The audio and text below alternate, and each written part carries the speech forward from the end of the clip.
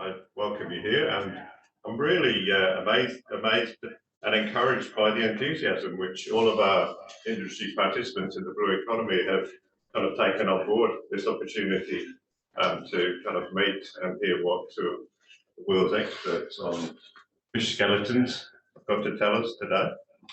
So I would like to welcome and acknowledge Professor Ann Huysseune from she's Emeritus Professor, University of Ghent, and currently at Charles University Prague, and Professor Eckhard Witten, also at Ghent University, who several of you already know. They are both absolutely world experts and well-renowned experts around fish skeletons, evolution, development, fundamentals, and the applied aspects which range from aquaculture to how do we use skeletal development, zebrafish, other types of fish to understand what could be ways of solving human health problems. So all of that very wide scope, but of course, particularly today, we're going to focus on Atlantic salmon, skeletal biology. So we thought we'd divide it to have a kind of more fundamental introduction provided by Anne. We've got a couple of quick videos from two PhD students who admittedly are working on Chinook salmon, but we thought that'd be interesting for you to see what research is going on in relation to fish skeletons over the ditch, so you can get an idea if I stimulate some conversation. Then after those, and a bit of a coffee break, Eckhart will talk more specifically about research that he's been involved in to do with Atlantic salmon and skeletons and requirements of phosphorus. And then we thought we'd have a kind of open, closed discussion in terms of we're not recording it, it's within this room. We're interested to, keep going with the questions that come from the talks. Interested to talk about whatever industry raises as issues or questions, and just talk through those. It's not something we're recording and taking out, but we would like to kind of understand in this room kind of particular issues or interests of research at the moment, so we can see if there are funding opportunities there. I'd just like to also acknowledge Dr. Gianluca Amoroso there, who's known to many of you, been in the industry for a long time, and Dr. Maxi Panipa, who's just started VPAP. So these two have been helping with our workshop today. Just the usual business elements. So if the alarm sounds, if you go that way and then go out the main doors and assemble over there to the green point by the green building corner there. If you need to go to the toilet, it's just that way down the stairs to the right, keep going. There's various toilets on the left. I think that's all the kind of official stuff we need to say. So I think we can now just have a little pause whilst we just get the IT connected. So we are going to record the talks and make those available via the Blue Economy, so that you can go back to them, or your colleagues can have a look at them in their own time. We'll also try and collect information, maybe some references, reference lists, make the talks available as PDFs, so you will be able to get those at some stage. So it'll be a bit of circle back around the workshop.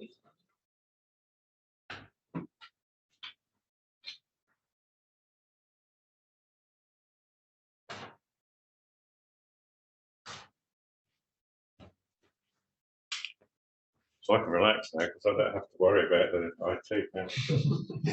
I already hear your voice going in the background, but it's all muted, so I'm sure we're fine now. You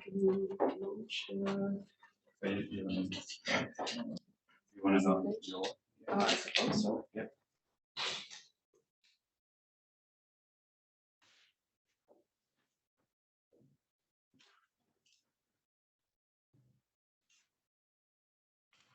We thought we would have the presentation and then we'd have the questions and answers after the presentation. Okay, so welcome Anne, thank you. Well, thank you very much, Chris, and thank Blue Economy and CRC for giving me this opportunity. I feel very privileged to talk here. Indeed, as Chris suggested, my talk will be much more about fundamentals, basics of skeletal biology in teleost fish in general, but also, of course, with a focus on salmon. Is my voice loud enough for the background? Okay. Thank you. All right. Okay.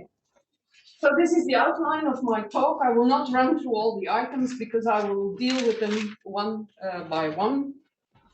And so first I want to tell you something about origin of skeletal tissues, because if we think of the skeleton of a salmon or any teleost fish, we think of it as the skeleton. But in fact, there are two skeletons and they have a very different origin, also differently rooted in evolution. This is an evolutionary tree. And when we talk about two skeletons, we talk about dermal skeleton on the one hand, which is much older, which is related to the skin. And I will show you the elements of the dermal skeleton soon in the next slides.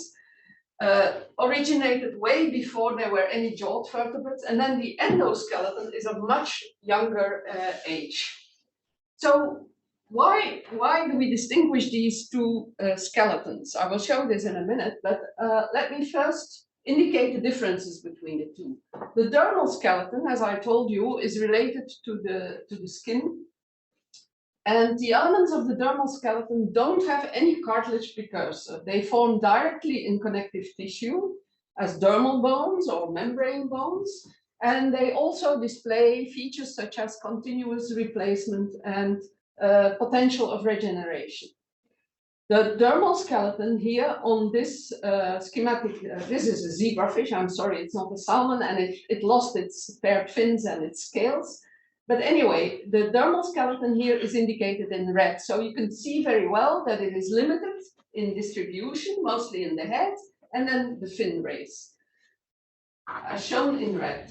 The other skeleton is the endoskeleton, and the endoskeleton is notochord and somite derived. I will tell you later about this. Usually these skeletal elements have a cartilage precursor, and then they can ossify, so form bone either as perichondral bone or as endochondral bone, together called cartilage bones. And again, I will show you more of this or explain more of this in later slides. So we distinguish these two types of skeleton because they may help, this distinction can help us to understand why particular skeletal elements can easily regenerate, other can only heal, some cartilage cannot even be repaired. So there's different developmental pathways that might help us to understand things that are going on in the skeleton. Okay, just a few examples of what we mean by dermal skeletal elements and what we mean by endoskeletal elements. So these are typical examples of dermal skeletal elements. As I showed you already, many dermal bones, like the opercular bone, the lower jaw bone, these are dermal bones. This is the lower jaw of an Atlantic salmon. Teeth are also part of the dermal skeleton, and all the figures here are different images of the dentition of Atlantic salmon. So teeth are part of the dermal skeleton. Fin rays are part of the dermal skeleton, and also scales. And this is about the scales. Scales in teleost and also in salmon, of course, are of the elasmoid type, elasmoid scales. And they have a particular structure, which is shown here in this cartoon here, which is a section through the skin where you see in color, you see the scale. The scale is basically built up from 3 layers. The lower layer, which is the thickest part, is this plywood-like structure, which is called elasmodin. It is composed of layers of collagen. Collagen is a major protein, and the collagen is oriented in different directions in each layer. The next layer on top is this external layer, which is a little bit like bone, but in fact is more related to tooth tissues. And then on top of that, the very thin part, the scale is partly covered by this outer limiting layer, which has almost no collagen. Now, this outer limiting layer and the external layer can be mineralized or are mineralized, completely mineralized. The elasmodin, the thickest layer, is either not mineralized or very late and partially mineralized. And the whole scale has no cells. There's no cells in the scale, even if the bone contains cells.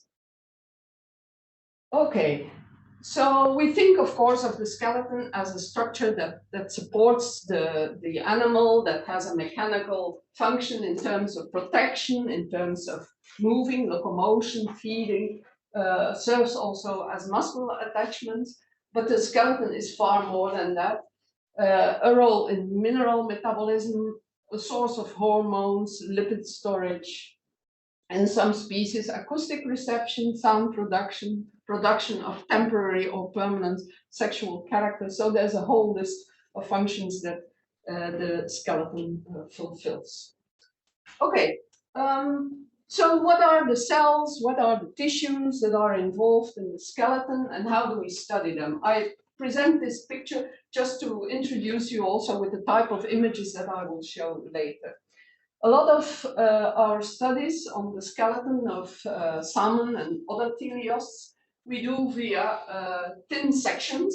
And what do we mean by this is that we embed the samples, the tissue samples, in a medium like paraffin or like a plastic or a resin, and then we make very thin slices of these samples, such as here, for example. And of course, then with higher magnification, we can identify cells and tissues. And this is, of course, very helpful in histopathological studies. But there's other ways where we look at the skeleton. Of course, X-rays, which you are all familiar with, but also clearing and staining, where we make the fish transparent and stain the cartilages with a blue stain. The mineralized structures like bones are stained in red. This is also a very helpful method for skeletal studies. And then, of course, also when we want to look at gene expression, we usually also rely on sections. And here just a few examples taken also from gene expression studies on Atlantic salmon, where we have looked, for example, at collagen expression that was around the lower jaw, or non-collagenous proteins also associated with this, or expressed by the cells around the bone. Another more, let's say, recent technique where when studying the skeleton is the use of synchrotron images, as you see in this picture. Okay, so roughly we can say there are two types of tissues in the skeleton. There's cartilage, there's bone. Let's first have a look at the cartilage. The cartilage is produced by cells that we call chondroblasts, and chondroblasts are sort of immature cartilage cells that differentiate then into chondrocytes, and the chondrocytes produce the matrix around the cells. And what you see here is a very early stage of a cartilage, a few cells embedded in an extracellular matrix, such a small initial cartilage nodule we call a primordium. And then the cartilage can grow, can expand in different ways. Cells can be recruited from outside, more cells integrated into the cartilage. The cells can divide, they can enlarge. All this helps to enlarge the cartilage. And as the cartilage grows and enlarges, more intercellular matrix is formed, and its staining properties are a bit different because more components are being deposited into the matrix. Bone is a very different type of tissue. Bone is produced by osteoblasts. Osteoblasts derive from progenitor cells that we call osteoprogenitor cells. And osteoblasts, like the cartilage cells that produce the matrix for cartilage, the osteoblasts produce the matrix for bone. And so you see here a number of osteoblasts, these highly polarized cells sitting around a piece of bone. And eventually, these osteoblasts that produce the matrix, they can be also incorporated into the bone.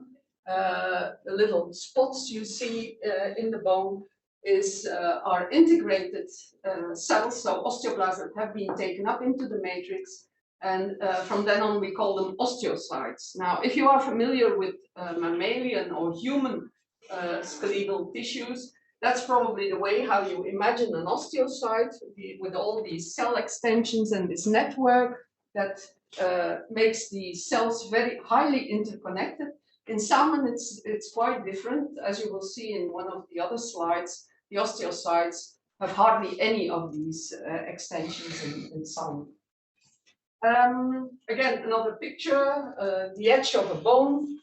And here, these highly polarized cells, the osteoblasts that produce the matrix. So osteoblasts produce the extracellular matrix of bone.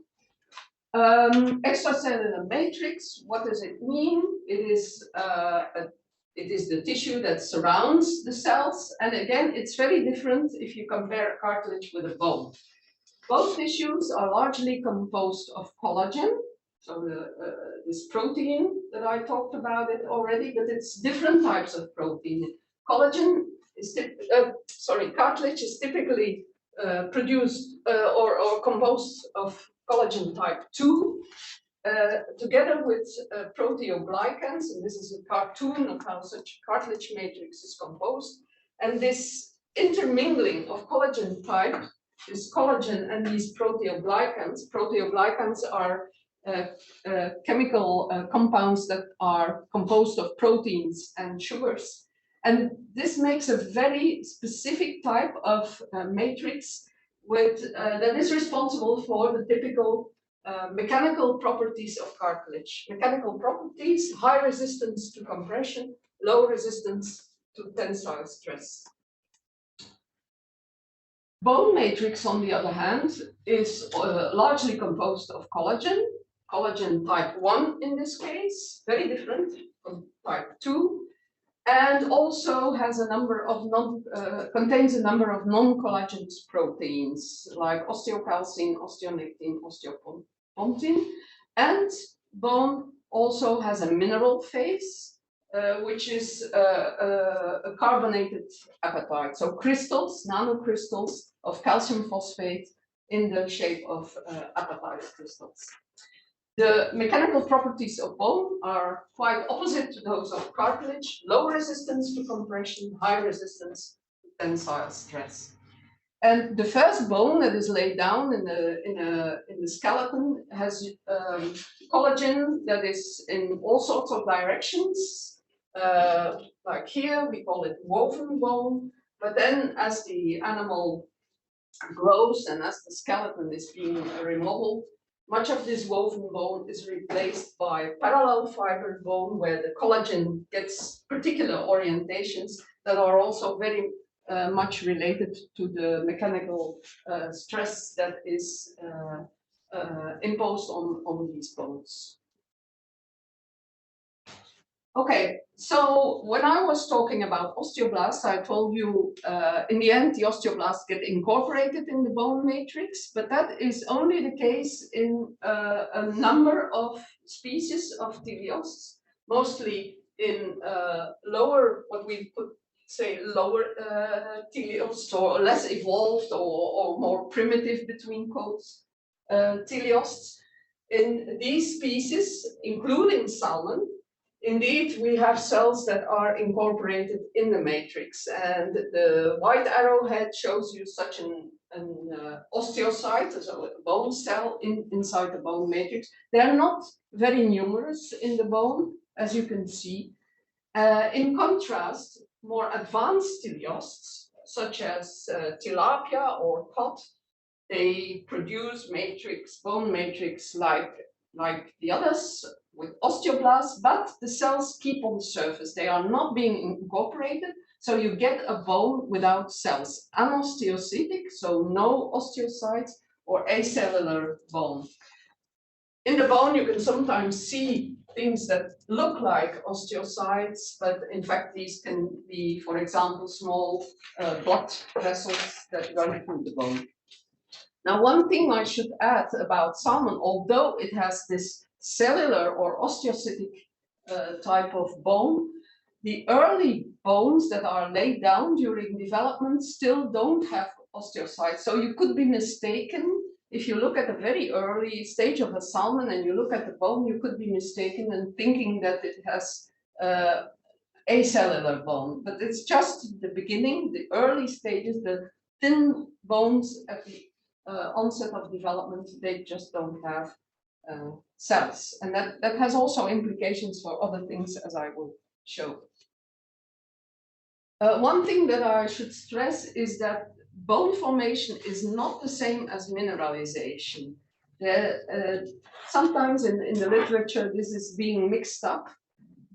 In fact, there are, as I hope I explained already, first you need to lay down a matrix, and this matrix then later can mineralize. I think this is very well shown in this picture, which is the edge of a bone in an Atlantic salmon. What you see here in dark, it's a bit broken because this was a section made from bone that was not demineralized, so it's very hard to section. So it's a little bit broken, but what you see here, the dark part is the mineralized part of the bone, the older part. This is the younger part of the bone, which is not mineralized. And then on top here would be the cells, the osteoblasts, but they disappeared sort of with preparation. So initially, bone matrix is laid down, and then later on it mineralizes. And I think this is a good introductory slide also for Eckart's talk. So mineralization is, well, the right-hand side is a cartoon that shows you some crucial steps in mineralization. What we see here is part of an osteoblast.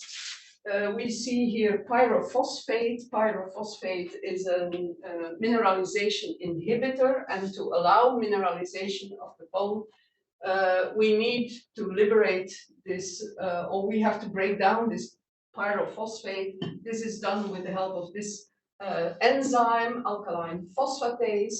This liberates inorganic phosphate, and the inorganic phosphate can then combine with calcium into calcium phosphate nanocrystals that are deposited between and within the collagen fibers of the bone. Okay, so far I've told you about two bone cell types, osteoblasts, the ones that form the bone, osteocytes, the cells that get incorporated into the bone, but there's a third type of bone cell which is extremely important in the skeleton, and that is the osteoclast. Now, the osteoclast is a very different type of cell. It doesn't come from the same lineage as the other bone cells. It's derived from the blood, the same lineage that also gives rise to macrophages, monocytes. So it's a very different type of cell. Again, if you are familiar with mammalian bone, you will probably know that these osteoclasts are huge cells with many nuclei, with a ruffled border, as you can see there. Also in a salmon, they have this aspect, or in a carp, large cells, and these resorb the bone. They make a sort of an extracellular vacuole, which is highly acidic and which helps to remove the minerals and the collagen of the bone. So these typical osteoclasts, that with their numerous nuclei, multinucleated osteoclasts, we find them in cellular bonefish. And as you know now from the previous slide, salmon has cellular bone, has osteocytic bone, so we find these large osteoclasts in salmon bone in places where resorption needs to be carried out. We can easily reveal these cells by a particular staining for or staining for a particular enzyme, highly specific in osteoclasts. Now, there's another type of osteoclasts, of bone-resorbing cells that usually remain unnoticed unless you use this specific staining. We find them in the acellular bone, so they typically go along with acellular bone. But I just explained to you that early bones in salmon are also acellular, and so this is from a zebrafish, but salmon would be the same. You would see bone with no cells, tiny bones with these mononucleated osteoclasts. Okay. So I have indicated sort of the structure of the extracellular matrix in bone, but of course on a more macro scale, taking a little bit of distance, the bone can acquire various aspects, and this is just a sample of how the bone in a vertebra in an Atlantic salmon, what kind of aspects the bone can take. You see that the matrix is organized in trabeculae that can have different thicknesses, shapes, orientations, and so on. Depending very much on age, health, environmental, nutritional conditions. And what is more, in this bone, we find even a higher organizational level of the matrix than what I showed you already. Remember, I showed you woven bone, I showed you parallel fiber bone, and in these trabeculae, we can find another type of bone with these sort of cylinders that cross the bone and in which layers of bone are being deposited, and that we call osteons.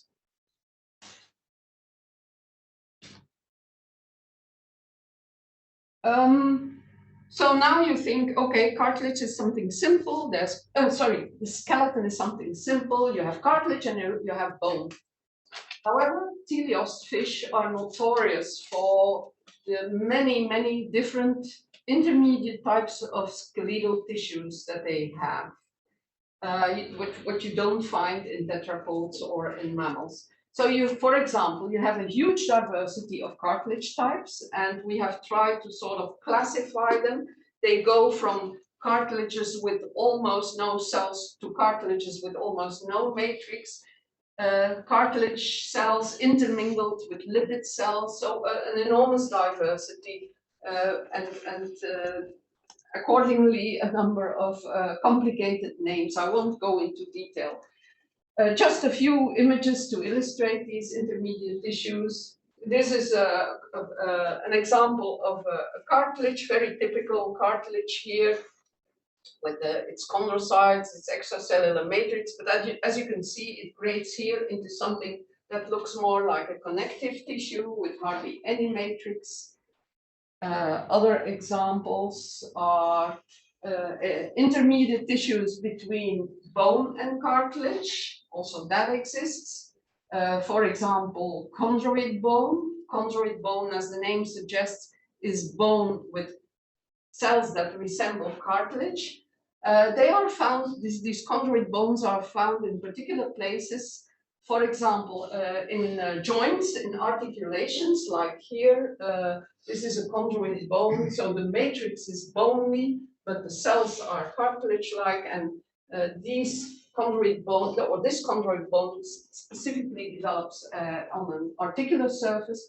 But there's another feature is that you see these chondroid bones very often in places with accelerated development, so with a high growth rate. For example, this is a section through a kype, so this hook-like extension of the lower jaw in Atlantic salmon. And this kype grows through these needle-like structures that develop from the connective tissue that surrounds the dentary bone. And again, here we have to do with such an intermediate tissue.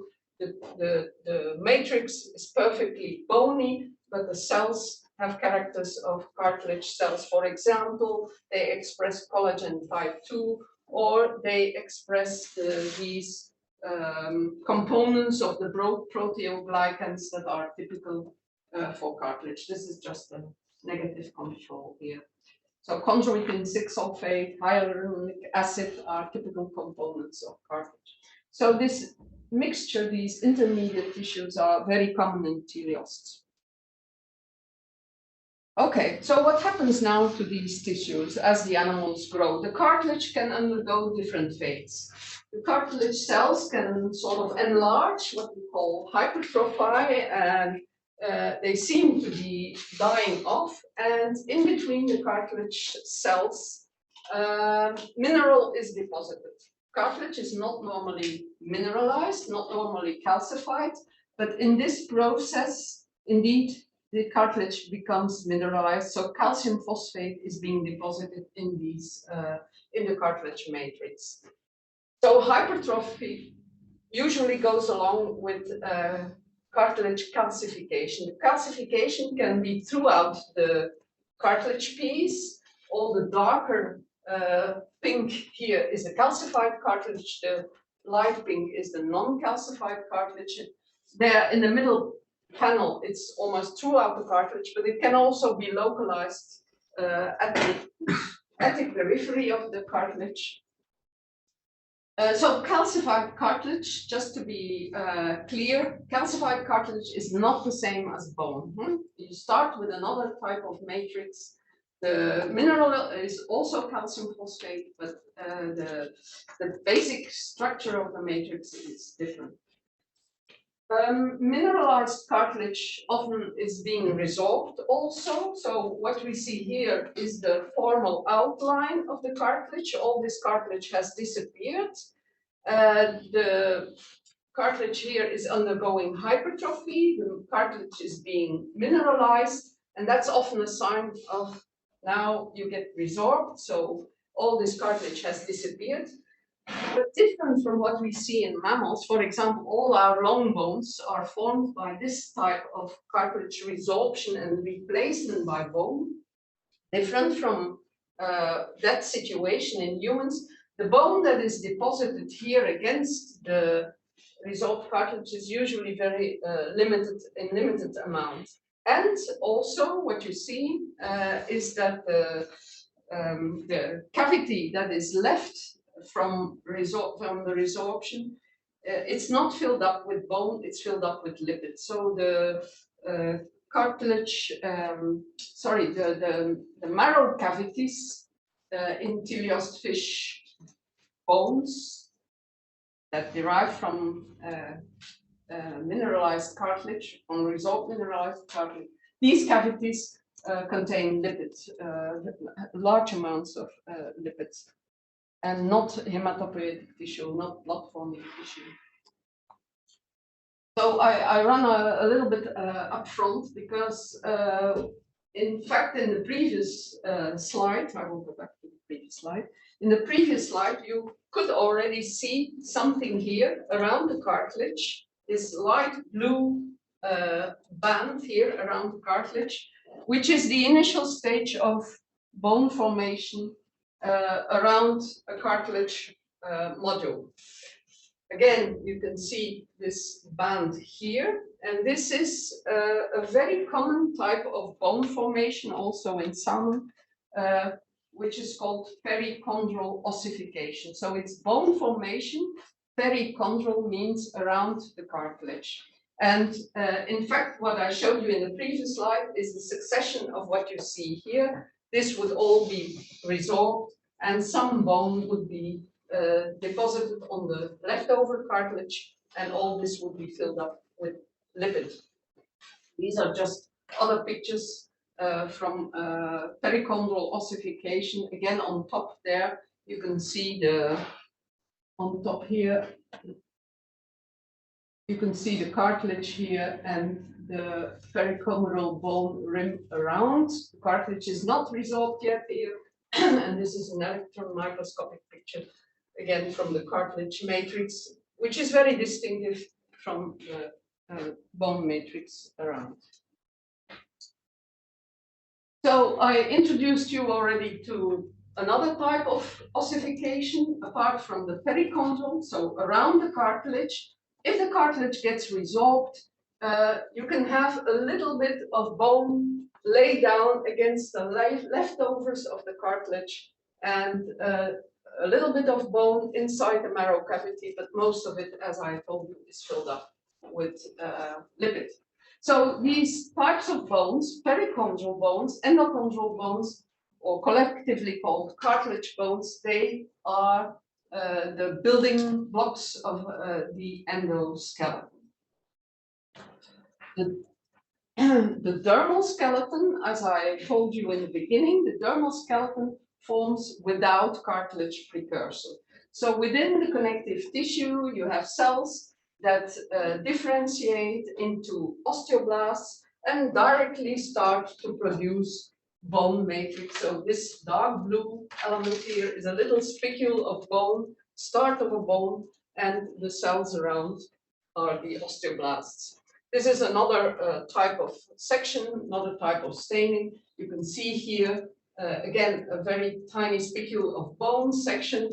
The green rim is the latest deposited matrix that is non-mineralized, and in the center, the tissue is mineralized, and all these red dots are the osteoblasts that lay down the matrix. So we call this type of bone formation intramembranous or dermal ossification. You can also make the distinction. In fact, intramembranous ossification is the process of bone formation without a cartilage precursor. And one type of intramembranous ossification is dermal ossification, which is what happens in the dermal skeleton. Okay. This is a picture I have taken from a review from Clara Bottiglione and her colleagues that sort of summarizes how skeletal growth is affected. And in this review, a distinction is made between factors that you cannot alter with the fish you have. You have the genetic constitution of the fish, you have the phenomenon of aging, but you have also factors that can alter skeletal growth. Maybe most prominently are mechanical factors, nutritional factors, but there's a whole range of other factors that can affect skeletal growth, and of course also the farming conditions that are summarized also on this slide, but I think that's for the discussion later on. So far, maybe you think of the skeleton as something that is formed and that's it. You cannot change anything anymore. That's not the case. Skeletal tissues, in particular bone, is easily adaptable to changing functions. And the players in this process that we call remodeling involves resorption, so taking away part of the bone, a new bone formation, together remodeling. The actors in this process are the same ones that I introduced you before. The same cells, you need the osteoblasts to form new bone. They can be incorporated into the bone as osteocytes, and you need the osteoclasts to remove the bone first.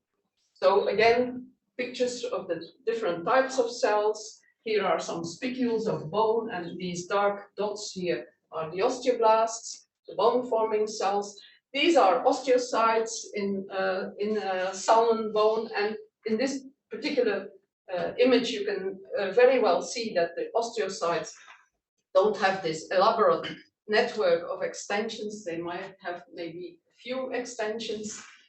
And osteoclasts, as I already introduced you here in a salmon type, major, large multinucleated resorbing cells.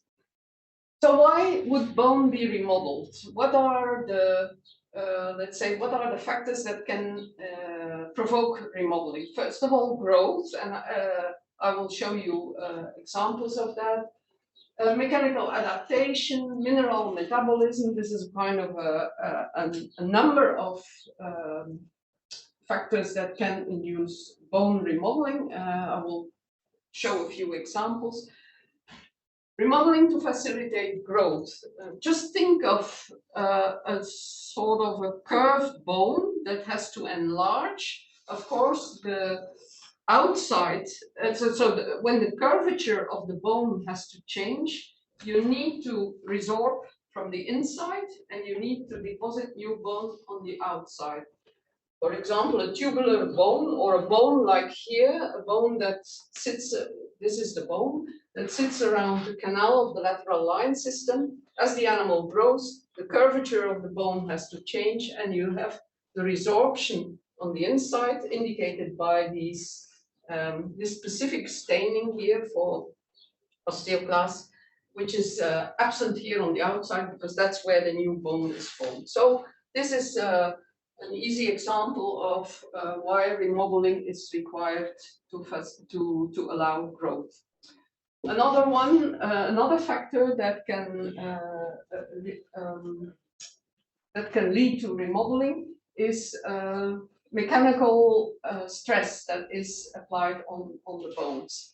And this is an example from a study where we looked at pharyngeal jaws. So this is a second set of jaws that you find in cichlid fish, like in tilapia or other types of cichlids. In this particular species, it's very pronounced. If you, specimens from this particular species, if they are fed on hard food or on soft food, you can see extreme changes in how the bone of the jaws is being built up. Very sturdy bones here, very thin little bones here. So the bone reacts to the different types of diet. Another aspect of remodeling is associated with the continuous turnover that you get in the dentition. So the teeth of salmon and of all other teleost fish are continuously replaced. The old teeth are shed. The new teeth have to be firmly attached to the bone. And so in the jaw, you can see these marks that indicate, not marks, but the scalloped surface of the bone indicates that this bone was resorbed, and here is a new tooth that will now attach itself and new bone will be deposited. So you find a lot of remodeling in the jaws associated with the tooth renewal, with the continuous tooth replacement. Remodeling associated to or in function of mineral metabolism. I will briefly touch on that later on, and I think Eckhart will talk more about it. But these are pictures of salmon scales. On the upper side, the upper figure is let's say an untouched scale. But if the animals are in need of minerals, in case of mineral depletion, the scales will be the first elements of the skeleton from which the minerals will be taken. Remember that the two upper layers of the scales are mineralized. And you see indications of resorption here. This interruption of staining, the reddish, pinkish color indicates the presence of minerals. So here the minerals have gone clearly. There has been resorption there. We can actually read in the sections, we can read in the skeleton what has happened. So a lot of the dynamics of bone formation, bone resorption, bone remodeling is really visible in the skeleton. For example, this is again a section through a jaw. It's from a zebrafish in this case. But if you look carefully, I hope you can see this scalloped line here. Or here, which are clear indications that the bone was resorbed up to that point and it was filled up with new bone. We call these reversal lines. So they have this scalloped appearance, and the deposition of new bone is happening on these resorbed surface. This is something different from rest lines or resting lines. You can see the lines here in the bone. By the way, these little dots are the osteocytes, the bone cells inside the bone. But these lines are very smooth, very different from these scalloped reversal lines, and they just indicate, it can indicate a slowing down or a temporary ceasing of bone formation. So you can read quite a lot about the dynamics of what happened in that bone just looking at sections. It's a bit different from cartilage. Cartilage cannot be remodeled. It's not that you can resorb cartilage and put new cartilage on top of that.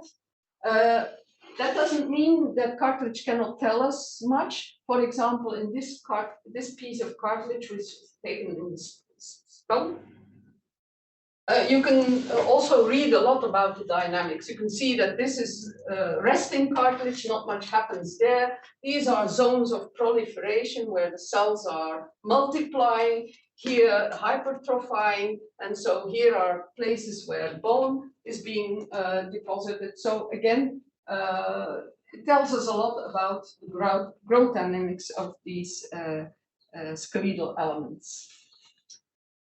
Remodeling in Atlantic salmon, there's, I would say, a spectacular example taken from a study largely done by Eckert. This is from a study where individually tagged fish were followed over a long period from pre-smolt to 12 months after seawater transfer. So the 3 X-rays on the left are from the same animal, the same region of the vertebral column.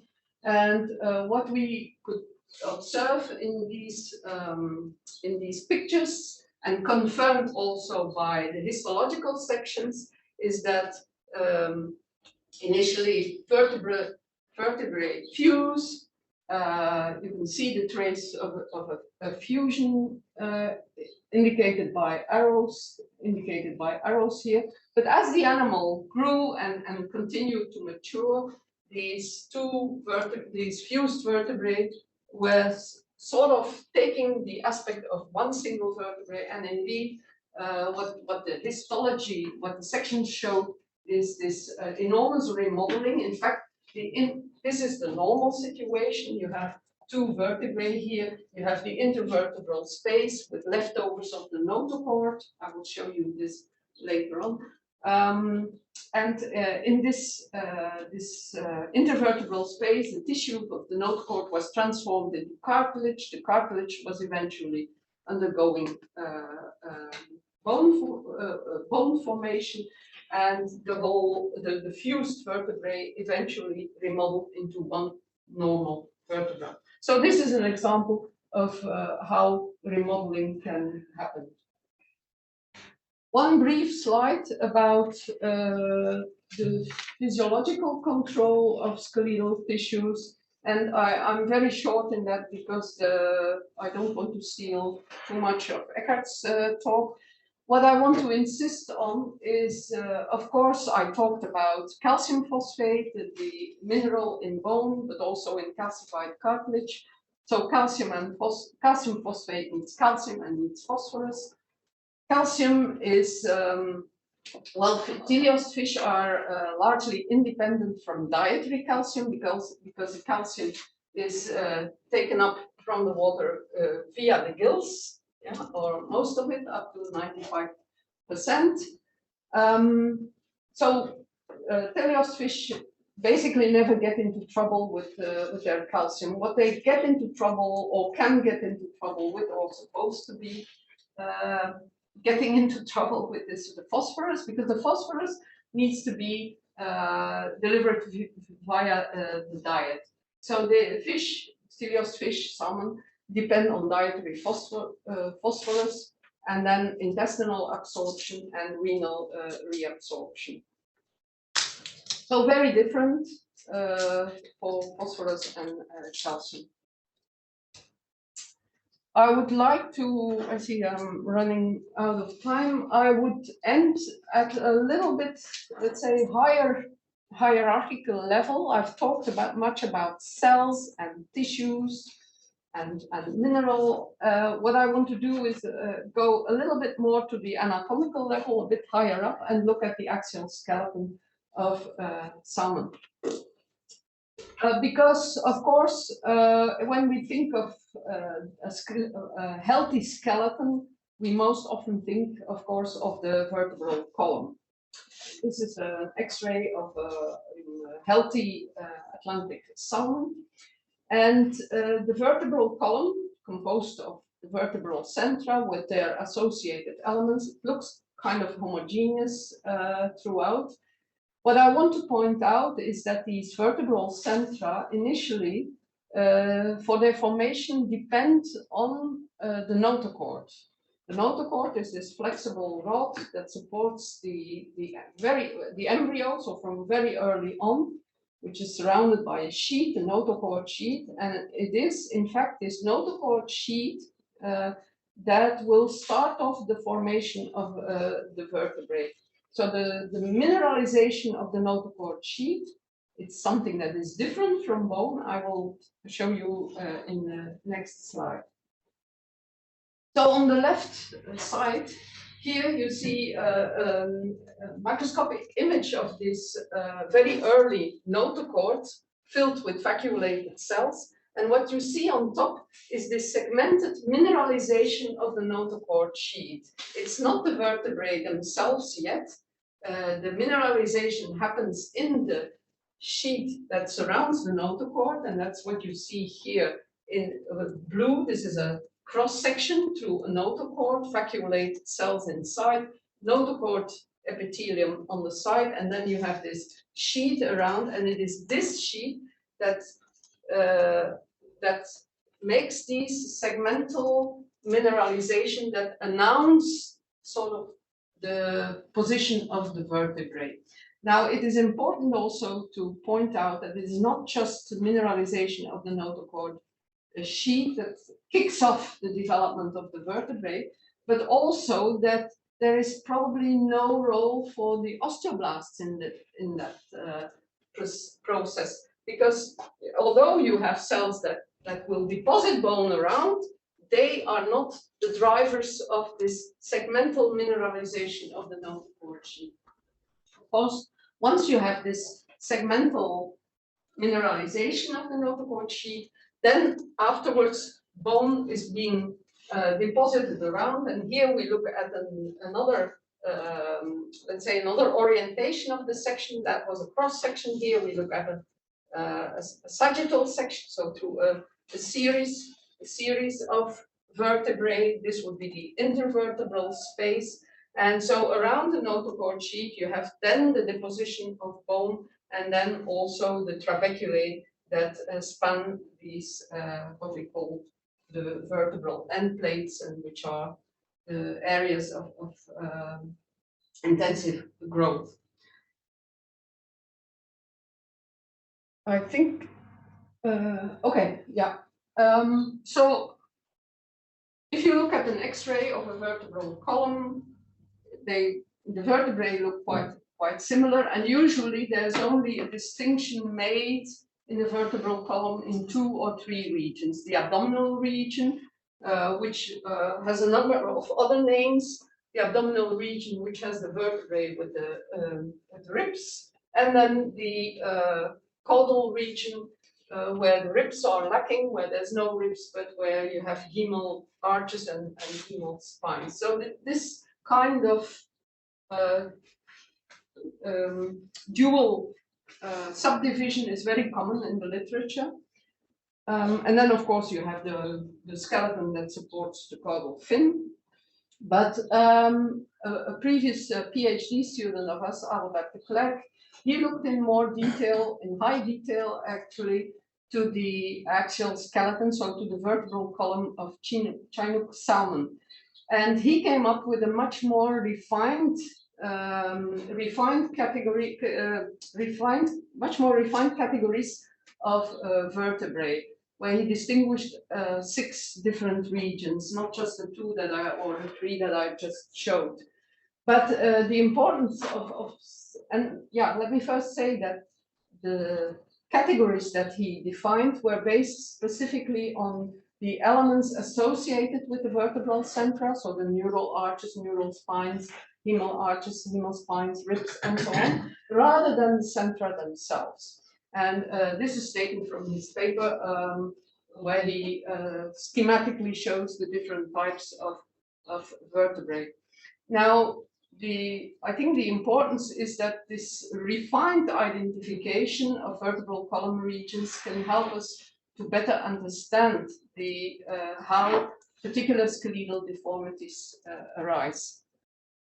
And this is a detail of, one of the major things that he found was that there is in fact a transitional region between what was formerly the abdominal and the caudal region, a transitional region where you see the ribs sort of disappearing, the hemal spine sort of appearing as you go from anterior to posterior. But the interesting thing is that when you make this refined classification, you can sort of better assess the effect of particular factors on the vertebral column. For example, this transitional region turned out to be much more temperature sensitive than the other regions of the vertebral column. And on the right-hand side are just some pictures from cleared and stained fish that show this transitional region with the ribs becoming smaller as you go more posterior and eventually disappearing. Okay, I think I'm at the end of this overview, very short, very brief overview. What I have highlighted, or what I would like to highlight again in this summary slide, is that there is a dual origin of the skeleton, also in salmon, that have implications on features such as regeneration, remodeling. I have pointed out that certain teleosts, let's say the primitive teleosts, do have cells in their bone matrix. In advanced teleosts they are absent. In salmon they are present but rather poorly distributed. I have pointed out that there are concomitant differences in osteoclast types, so the type of bone resorbing cells.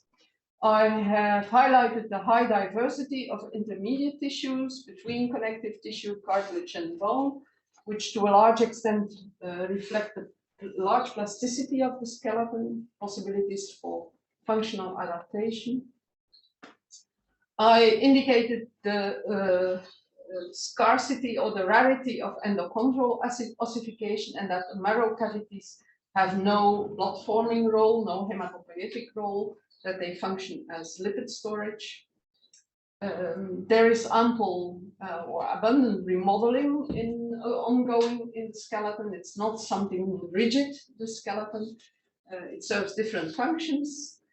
I have indicated phosphorus rather than calcium-driven mineral metabolism, a fundamental role of the notochord in vertebral column development, and the necessity of a refined identification of regions of the vertebral column, at least in Chinook salmon and probably also in Atlantic salmon. And with that, I would like to thank all the collaborators of the many projects over the years. And yeah, I'm happy to take questions. The literature is at the end of this presentation and will be available, I guess. Yes, we'll yeah, okay, thank you.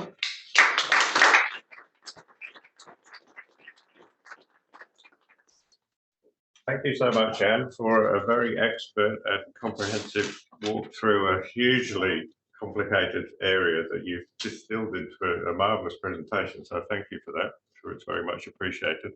I would, of course, like to open the floor for questions. So I think this is very far away from what you are used to. I have to apologize, but that was my that was what I was asked. So it was marvellous. One of the challenges for me listening to such an expert talk was that, you know, I would think of a question and then you'd answer it in your next slide. So So as a kind of nutritionalist, I'm kind of really sort of interested around using the skeletal structures as a nutrient reserve. So you talked about the kind of phosphorus, calcium, mineral reserve, but I hadn't ever really thought about the bone marrow and the lipid deposition aspect of bone. So I don't know where current thinking is about that. You know, does the kind of bone lipids reflect the rest of the body lipid? Is it mainly thiacylglycerides or phospholipids, or how big is it as a reserve? Teleosts are very distinctive in how much lipid they store in their bones to start with, right? We have species where all the marrow, where the whole marrow cavity system is filled up with lipid. In other species, it's much less the case. So to indicate that there is a firm link with the nutritional status, I wouldn't know. I think of lipid also in terms of buoyancy of the fish, of course. I don't know if you have to add things about. We have very little information. There was a group, and then I think the head of the group, his name was Felger, and it was in the 1980s, 1985. They had a few papers on lipids, but since then I think it's rather quiet, except of course lipids in the fillets in the product of Atlantic salmon. And others. I for myself, I always have a kind of a functional explanation, because I think where do you store lipids without changing your body shape? Because if you have fish, by default you want to have a perfect body shape, and different from mammals, where you can increase your volume, you can still run and you don't feel much resistance. If you are a fish and if you change your body shape with lipid deposition, then that has impact on your swimming capacity. Yeah, absolutely. So the bone marrow is a perfect place, but that's my own. No, I'm getting even more excited now, because obviously I'm thinking about offshore situations and fish swimming fast and all that kind of stuff. Thank you. It's really interesting, a lot of information in a short period of time, and it's, so it's so difficult to understand. No, but it's great. It's really good. Quick question: we 20 years ago, when some of us start with fish farming and all that, some of us earlier than that, we used to grow fish in high temperature, was 11 degrees or 12 degrees in fresh water. And now it's not difficult to find RAS systems on 15, 16 degrees. So definitely we are pushing the fish to grow faster and faster and faster. So there is a tension between the growth of muscle and the growth of bones, especially on trout, for example, or Chinook, which are fish that are really high demanding and grow really fast, and they can grow muscle really quick. So in terms of the remodeling of the bone, is there a tension between fish that will grow really quick muscle-wise and the bones can't cope with that growth, and therefore trigger more deformities or spinal? You want to answer? No. Oh, well, I can answer if you want. Yeah. There's certainly a tension, because, for example, you cannot accelerate mineralization beyond a certain point. You can grow more muscles, maybe you can also grow more bone matrix, but you will not be able to mineralize these bone matrix any faster, no matter how much minerals you put in the diet, no matter. And you even have that in humans, in teenagers. You have a phase where you, as a teenager, you grow very fast, and your mineralization will not keep up with your fast growth. So you have, as a teenager, you have a phase where you have much less mineralized bones than later. So because it's a physical limit. Yeah. So specific diets could help on that, on your opinion, or there is a limit that there's no way unless that you reduce the growth speed or calibrate the growth. Yeah, you can provide optimal conditions for mineralization, but not beyond that point. If you go beyond, then perfect. Thank you. Related to that question over there, it's when I was just referring to that slide in which we had the fusion, the vertebrate fusion. So in which conditions would the fish be triggered to then remodel those the vertebrae back into two individual ones? Would that be related as well with nutrition and conditions? I think the study was done in very highly controlled conditions. Was not, I think, in a commercial setup. I mean, do you remember? It's a paper that was published already quite some time ago. Yeah.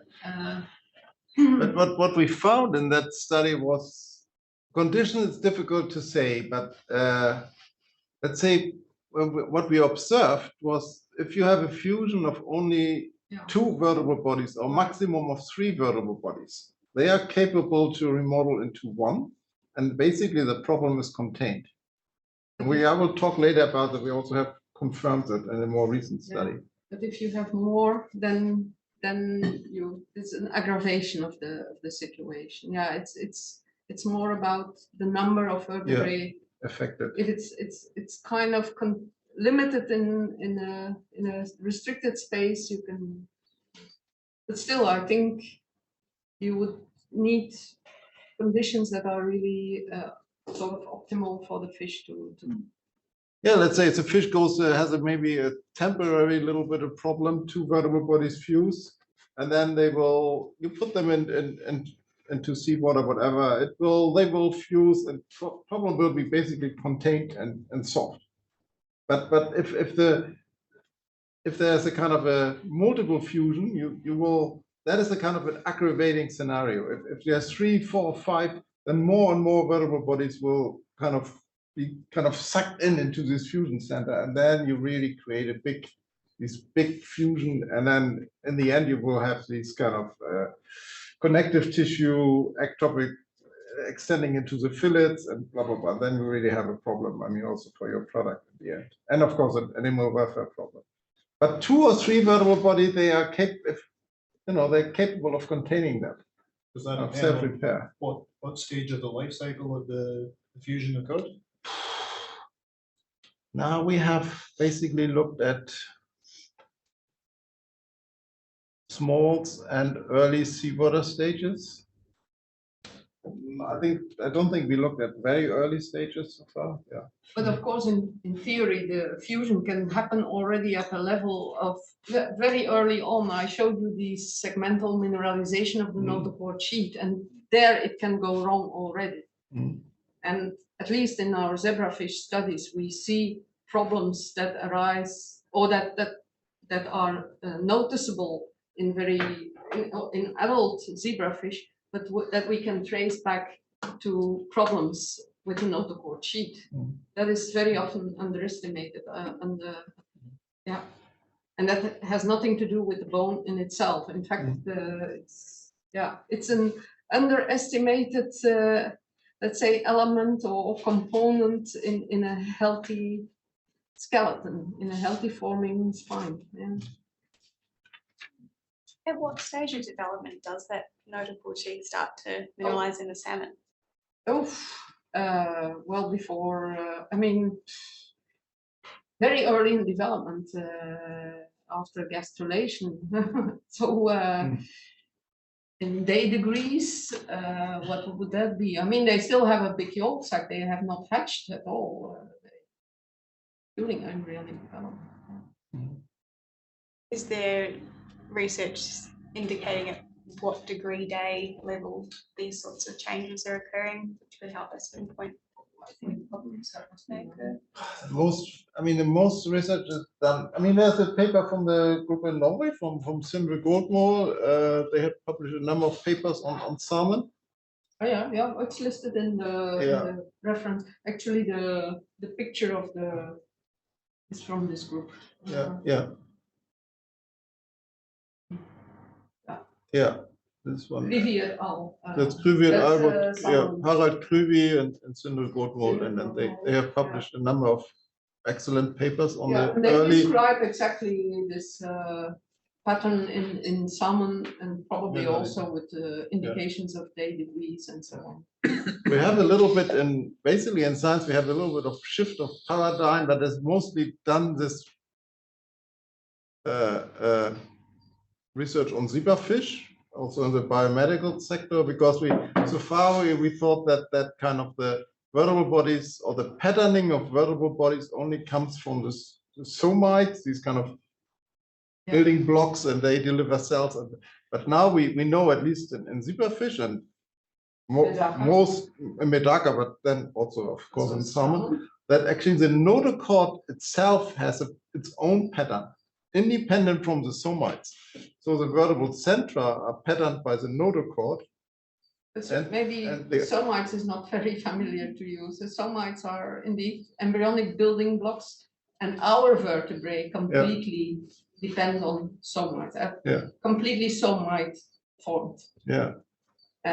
But not in teleost. Now we now have these kind of two patterning mechanisms. The notochord, this strange tube, has its own patterning, at least in teleosts. And so the patterning of the vertebral bodies or centra would be from the notochord, and the arches, and ribs, that would become from the somites. So that's a bit shift of paradigm in science right now.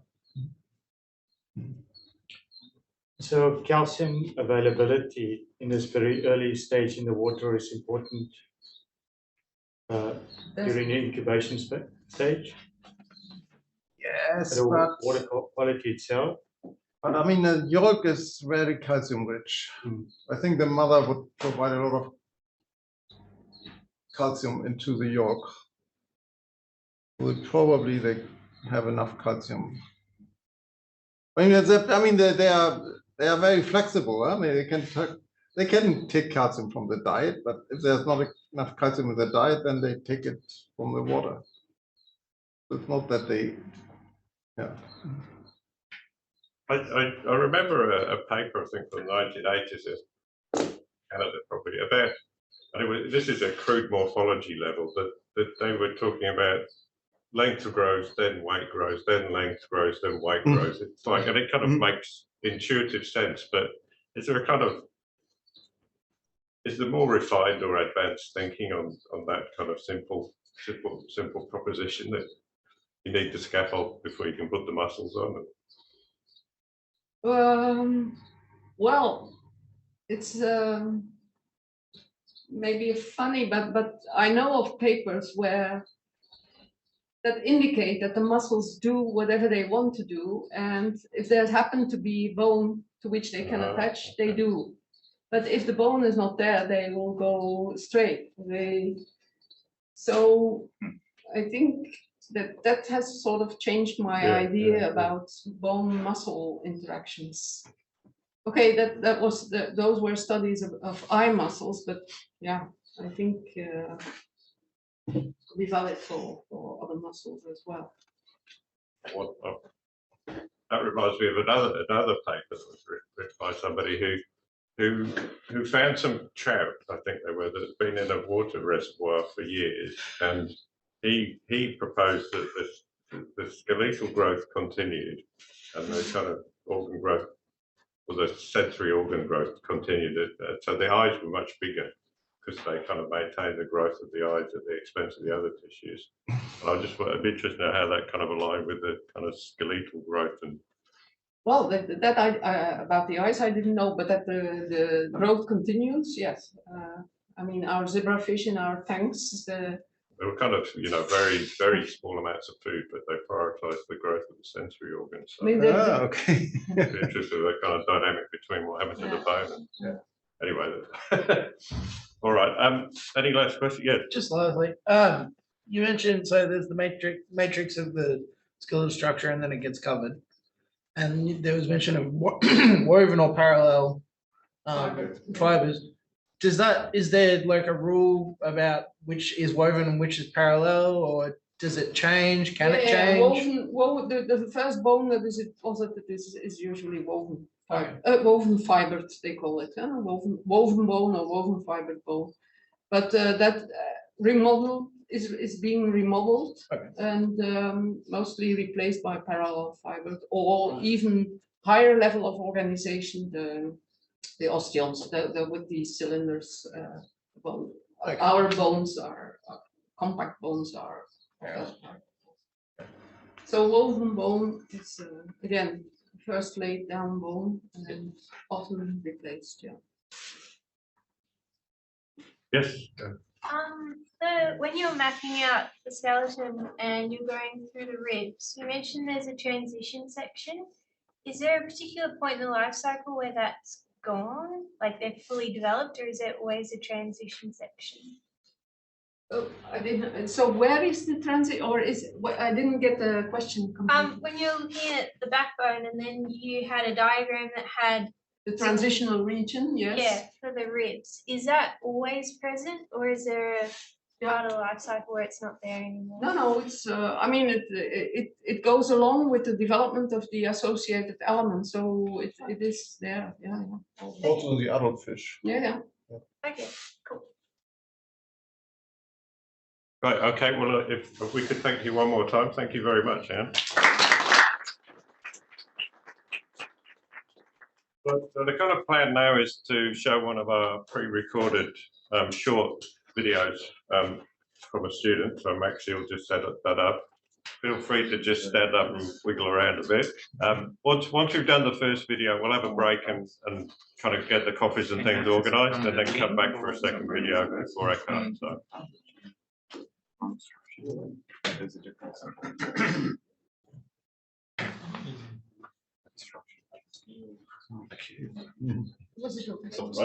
Oh, yeah. No, it's exactly right like this.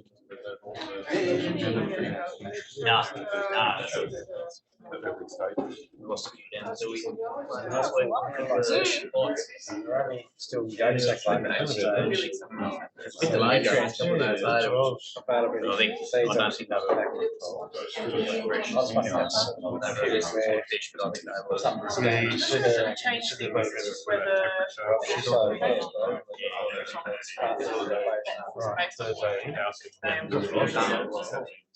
yeah, it sounds like the accent. Yeah.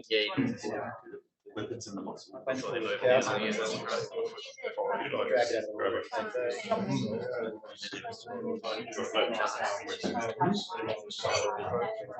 I guess if they get bigger, they will. And that was 350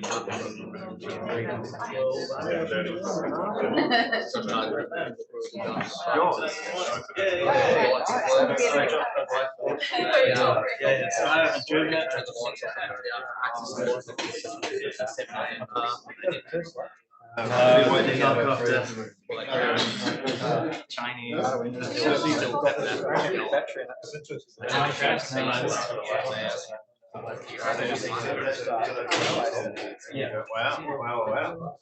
Like, I'm coming to Hoa anyways, like not at the time, and then we don't have to check it yesterday, but. What's with the mustache, more importantly? It's been like. I think it's nice.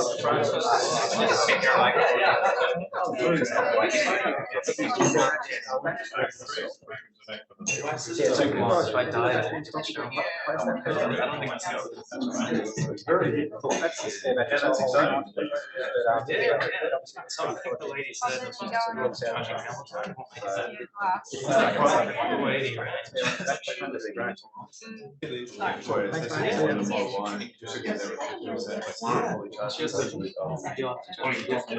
The mechanism is, of course,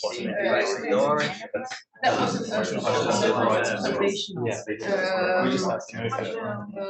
But I can recommend it. The paper. I'm going to text you about that. What are you doing?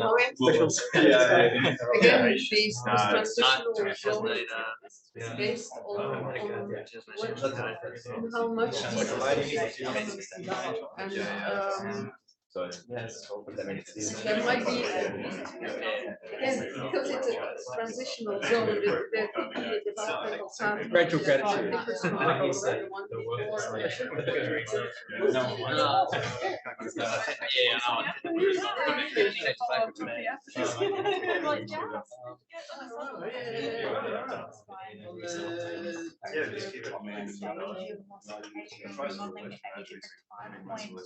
before. No, that I don't think so, because the transitional, the term transitional is because the crypts are still part, they start getting smaller and smaller.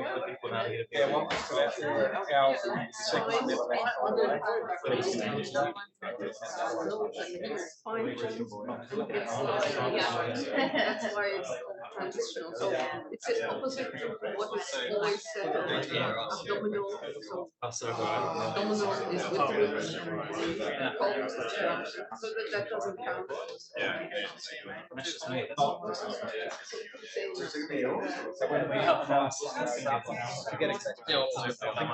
It is an amazingly complex. It's Brianne. I'm a Blue Economy CRC student.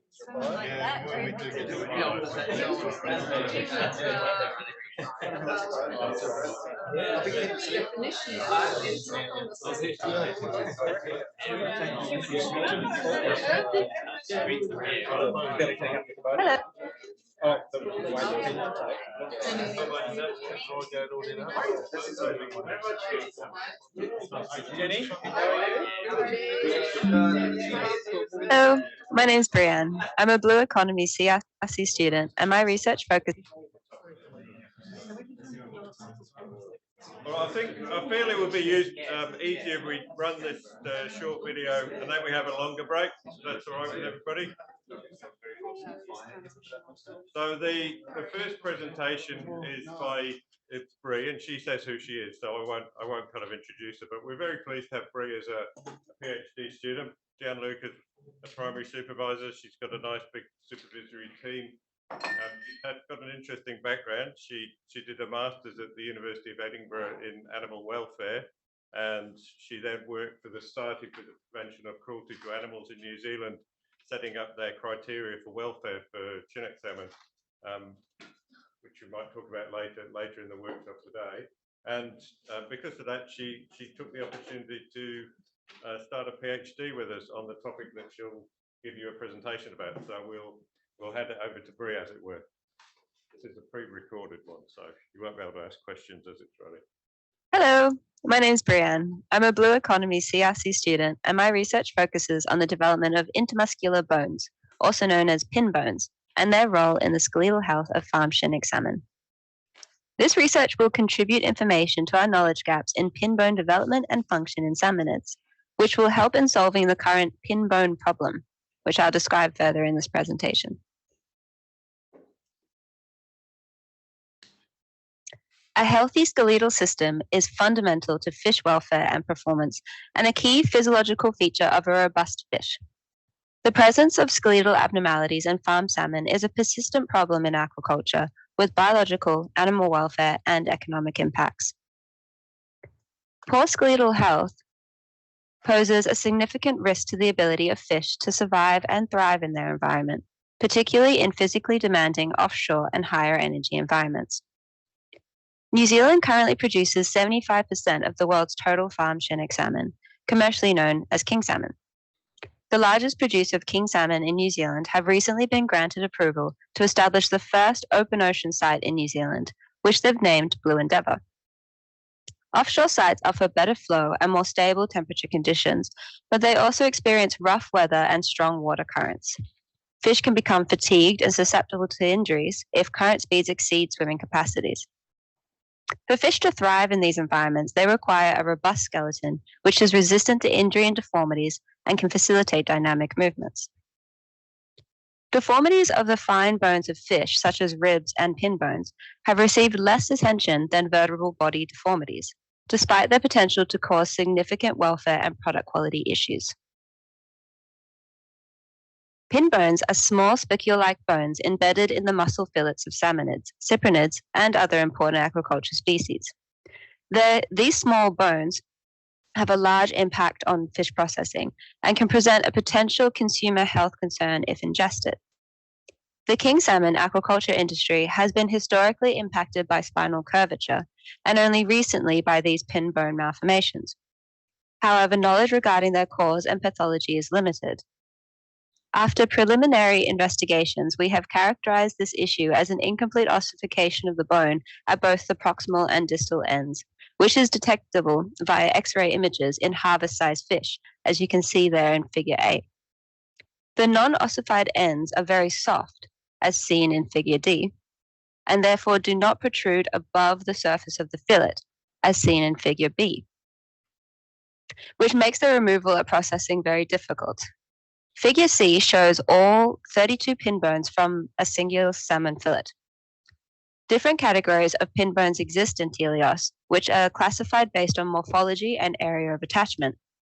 King salmon pin bones are non-forked in shape and are located in the epaxial muscles attached to neural arches of the vertebrae, which you can see more clearly in these micro CT scans we took of a 0.29 gram and 6 gram juvenile king salmon. You can see the pin bones located here, attached to the neural arches and extending out in between the muscle box, which would be located in the myocepta. The same can be seen here in this 0.3 gram salmon fry.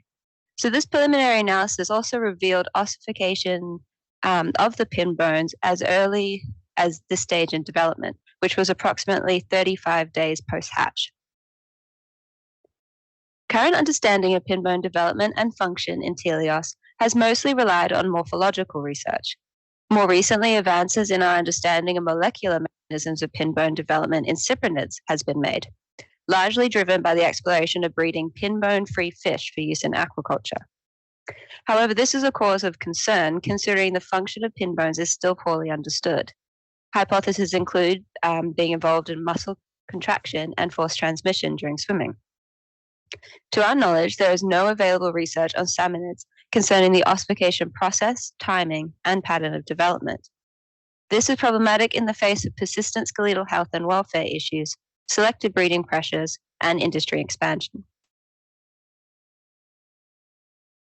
So this research aims to determine when and how pin bones are formed and ossified in salmonids, and understand the influence of production strategies and husbandry on pin bone development and ossification patterns in juvenile king salmon. Further, we will investigate the differences in structure and bone mineral content between normal and malformed pin bones, and assess the potential of sustained swimming to influence pin bone strength and ossification in adult king salmon. It is very plausible that the underlying mechanisms resulting in pin bone malformations is likely compromising skeletal health more broadly, and thus we will also investigate the strength of the association between pin bone strength and development with spinal curvature and skeletal health in general. To do this, I will be monitoring the development and ossification of pin bones in juvenile king salmon throughout the freshwater phase, from 0.29 grams at first feeding to approximately 150 grams when they are transferred to sea. I'll be using a combination of methods, including whole mount staining for cartilage and bone when there are less than 5 grams, and digital mammography for fish larger than 5 grams.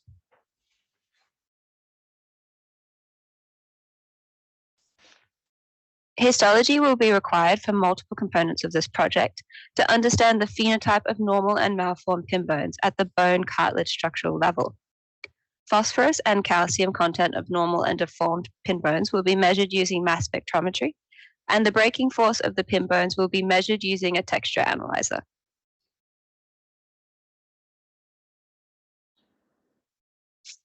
The teleost skeleton is a plastic, dynamic organ which responds to its internal and external environment throughout all life stages. Studies contributing to understanding of the development and function of different skeletal structures and how production strategies influence their development are paramount to improving skeletal health in finfish aquaculture and helping producers adapt and improve farming practices to decrease the incidence of skeletal deformities. This study will provide baseline reference information for the timing of pin bone development and ossification in king salmon. Characterizing and understanding pin bone development and the onset of any malformation may identify mitigations which could improve overall skeletal health and dramatically improve the health outcomes of fish in offshore sites. Thank you. And also, I wanted to say thank you to the Blue Economy CRC for funding this project, and a big thank you to all the collaborating institutions and my amazing supervisory team for all their support. Thank you. Thank you. All right, so I just thought it'd be nice for you to see kind of some of the stuff that we're thinking about, or the New Zealand king salmon industry is thinking about, and I'm sure you noticed that New Zealand king salmon is involved in that. We're not doing this without an industry partner, and then obviously talking to them about that. So I think we'll have some refreshments now for 10 or 15 minutes, just stretch our legs and things, and then we'll play another PhD shot, and then we'll move into Eckhart's talk as the final presentation. Great, thank you. It's a good point. Chris, there was a point about genotype by environment interactions in the study, but it wasn't in the findings and conclusions. Do you know? No, she wasn't talking about that. She's still working up the paper. Yeah. So I can't give you a.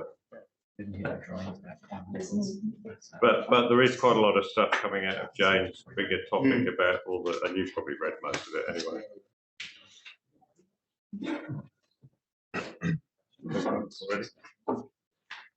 Okay, well, we're now into the second big highlight of our workshop this morning, and Eckhart Witten is going to present Darcy-phosphorus and skeletal malformation. So, Eckhart. Okay, thank you very much, Chris.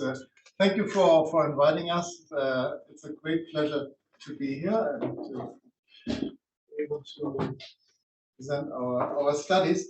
And yes, today I will mostly talk about experiments that we have done on the skeleton and in relation to dietary phosphorus, studies that the first paper on this topic we have published in 2016, and I will probably walk you through from 2016 until actually this year, what we have done.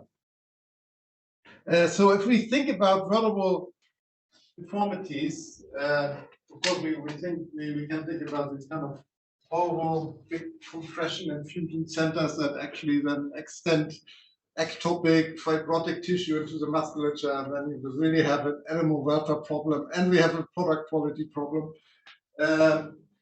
And of course, there are many factors that can contribute to skeletal malformations, and these are all the factors I will not talk about. And that is the reason, because actually, you as salmon producers, you have mostly very good control about those factors. So you will know much more about than I do. I mean, you control the temperature. You together with the breeders, you have kind of control about early development. You also decide, I mean, how fast you want to grow your fish.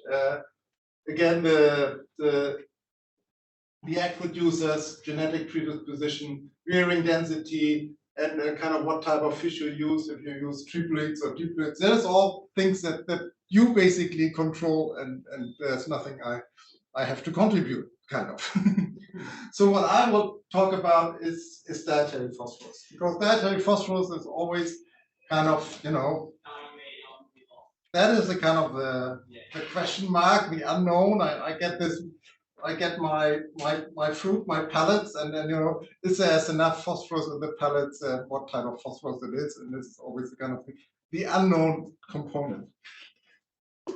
And that is the reason actually we kind of started to study skeletal development in relation to dietary phosphorus. And the studies I present you today, they are of course they are done in our lab at Ghent University, and together with the Spreading Aquaculture Research Center in Stavanger. Now I think they changed name, Spreading Innovation. They kind of produce the diets, and our other partner of the project is the Institute of Marine Research in Bergen in Norway. So basically all these studies are done together with these three partners. And Ann has already shown you the basics about phosphorus and calcium intake in a teleost fish. So teleost fish are pretty much independent or flexible if it comes to calcium, because of course they can take in calcium from the diet, and they do that. But if there's not enough calcium in the diet, they are very flexible in taking in calcium from the water through the gills.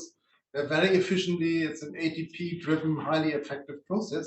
And teleost fish also release calcium through the gills into the water. Of course, they have renal excretion of calcium through the kidneys, but they also can release calcium into the water through the gills. They are very, very flexible. And the whole idea about, if you think about our human skeleton, we talk about calcium, but that is actually ours. And calcium is, of course, very important, because the plasma calcium levels have to be very tightly controlled in a very narrow range. And if you are too much or too low, you're simply dead. That applies to us, that applies to fish. But again, a teleost fish can control plasma calcium through the gills.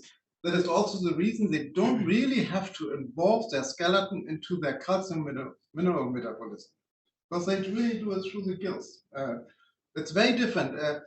We need our skeleton. For us, it's a buffer and a storage and a deposit for calcium. We control our plasma levels of calcium together with the skeleton. The teleost fish does not have to do that. Phosphorus is, of course, a different story.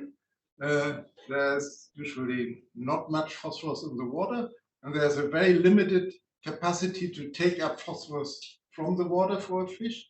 So fish really depends on dietary phosphorus. And to make a calcified, we always talk about the calcified skeleton, but the calcified skeleton, calcified tissue, is of course always calcium phosphate.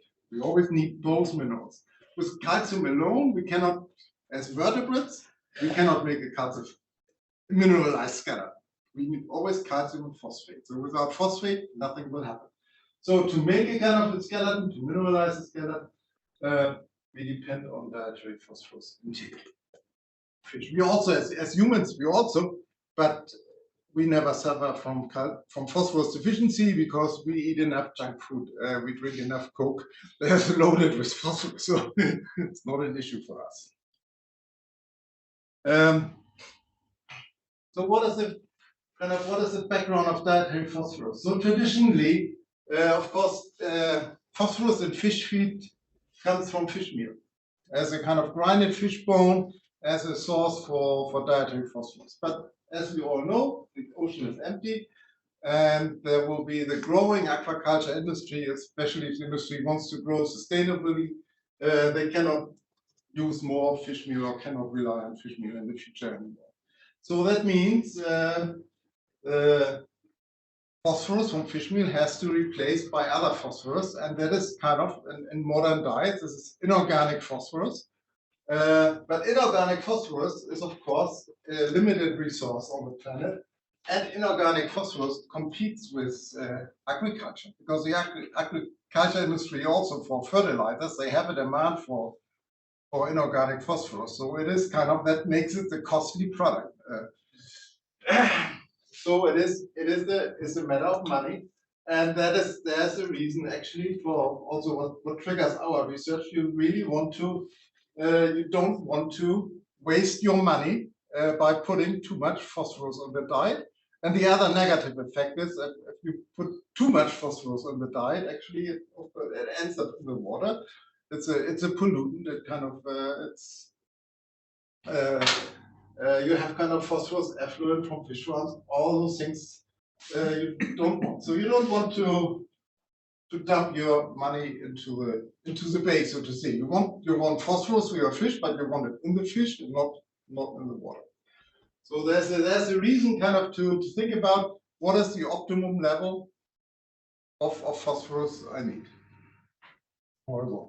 So if you think that this kind of graphic shows you a little bit of the trend of the development of of diets, and you can see if you so marine protein sources this kind of statistics at the 2020, but you can see there's a kind of an average, there's a kind of a steep decrease of use of fish meal, and if we kind of project it further, I mean now we have diets on the market that actually are without fish meal, and that is probably the future. You know, and also current diets have already lower than 10% or zero fish meal. And then we can look at the sources. And so I'm not a fish nutritionist, so what I tell you now it's from the literature. So if you for more details, you have to talk to fish nutritionists. So I'm just recording a little bit. And you have different sources, and that is kind of the availability for the fish. And the one thing you can see here from the literature that actually the availability of phosphorus from fish meal can be very unstable. It's between 20 and 70%. And so let's say you have your diet, you have a certain amount of fish meal, you have a total amount of phosphorus in your diet, but the total amount of phosphorus may not tell you actually how much is available for the fish. And the one reason is that this mineral that Ann was already alluding to, this carbonated apatite or hydroxyapatite in the literature, it's our bone mineral, and the same of course for salmon. It's a very tough mineral. It's very tough to dissolve. And salmon does not have an acidic stomach. So they have very little capability to dissolve phosphorus if it comes in as grinded fish bone or as grinded hydroxyapatite. And that kind of, and therefore the availability from phosphorus from fish meal can be very low. Same for fish bone, of course. In contrast, kind of inorganic phosphate like monoammonium phosphate or monosodium, but monosodium is not really something that's really available, is very high. It's up to 90%. So it's highly, for the fish, it's highly available.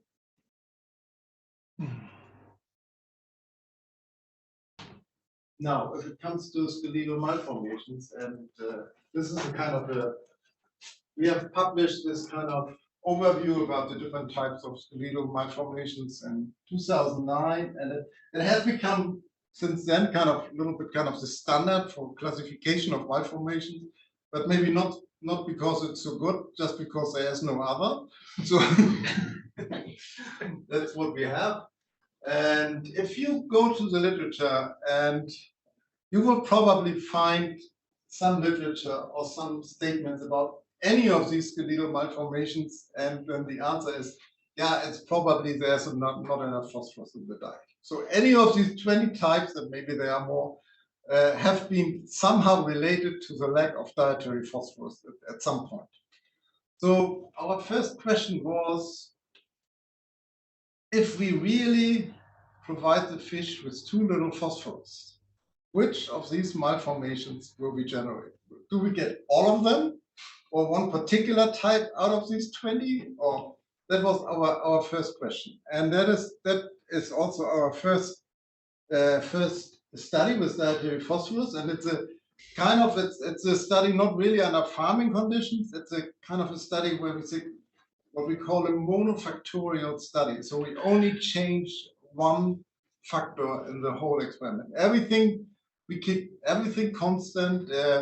Also, we keep the fish happy. We don't look at the fish angry. We don't disturb them. We just want to have one factor, and that is too little phosphorus on the diet. And then let's see what kind of malformations or malformation will we generate. That was our first study. And so here's the result. What we generated, so this is a normal vertical column, 1% phosphorus on the diet is kind of standard requirement. And we cut the experimental diet was only half the requirement, 0.5% total phosphorus, about half the requirement of dietary phosphorus. So what did we generate? We did not generate any fusions, we did not generate any vertebral fractures, we did not generate any lordosis, scoliosis, kyphosis. The only thing what we generated were vertebral bodies, and then I think in our table it's case number 11. We described that in that paper as vertebral bodies too small and too widely spaced. So that's what we generated. Too small and too widely spaced vertebral bodies in 2009. But these and nothing else. Vertebral column, all fish, nice, straight, just too small, too widely spaced. But it is actually not true. If we look at we do histological sections of non-demineralized bone tissue. You can see here, this is the intervertebral space, this is your vertebral body. Here you can see the mineralized part of the bone that was kind of present before we started with the experimental diet. The experiment lasted for 10 weeks, I forgot to say that. And then here you can see all the bone that was formed during the experimental phase. And what you can also see here, again, this is a mineralized bone, this is a non-mineralized bone. To our surprise, bone formation was, and Ann has already talked about that bone formation and bone mineralization are two different processes. So bone formation continued uninterrupted, completely. Only the moment, almost the moment we put the fish on a phosphorus deficient diet, they stopped mineralizing the bone, but they didn't stop making bone matrix. And the bone matrix actually is not bad. This is a good bone matrix. It is kind of has all these trabeculae are good. I mean, they form in response to mechanical load. They are good bone trabeculae. I can just show you that here on a hormone stain. Higher magnification of such a vertebral body. So deep inside, you can see the red. This is kind of the old mineralized bone, and all white. It's a new bone that has formed. This is good bone. There's nothing wrong with this bone except it is not mineralized. So our vertebral bodies are not too small. They have the full size. Only on an X-ray, where you only see the radiodense mineral, they look too small, but they are not too small. In reality, they have the normal size. And here you also can see the bone forming cells of such an animal. These are happy osteoblast, highly productive bone forming cells. So that was kind of actually a surprise for us. And we then have also repeated the thing in the similar experiment with zebrafish, which we can do in our own lab. And then, of course, with zebrafish, we can also work with transgenic lines and other possibilities. And we can kind of have similar results with zebrafish. So this is a zebrafish on the normal diet, and this is a zebrafish on a phosphorus deficient diet. And then again, you can see here all the huge amount of non-mineralized bone.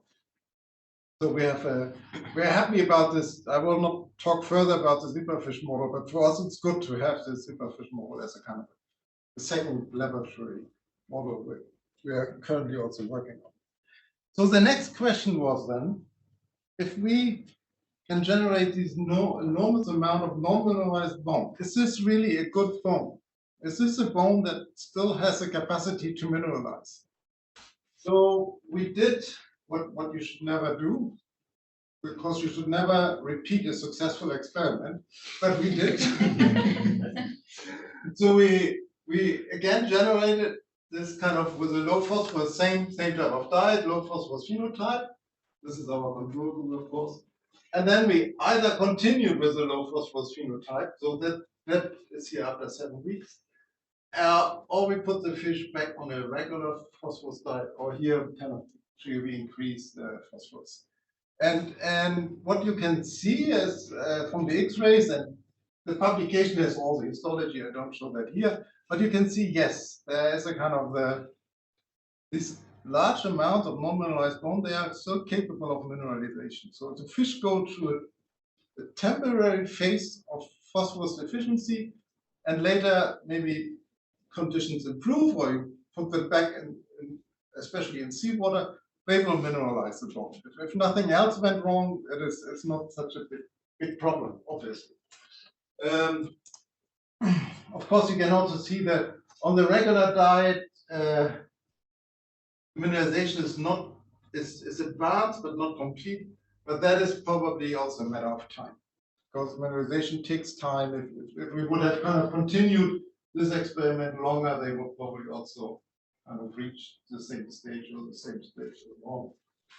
We also look then at the biomechanical properties of our vertebral bodies in the same experiment. And what you can see here is a kind of a typical compression test, so where we can compress the vertebral bodies, and what you can see here is a typical biomechanical deformation and mechanical load curve. And the pink line here is a control with a regular vertebral body.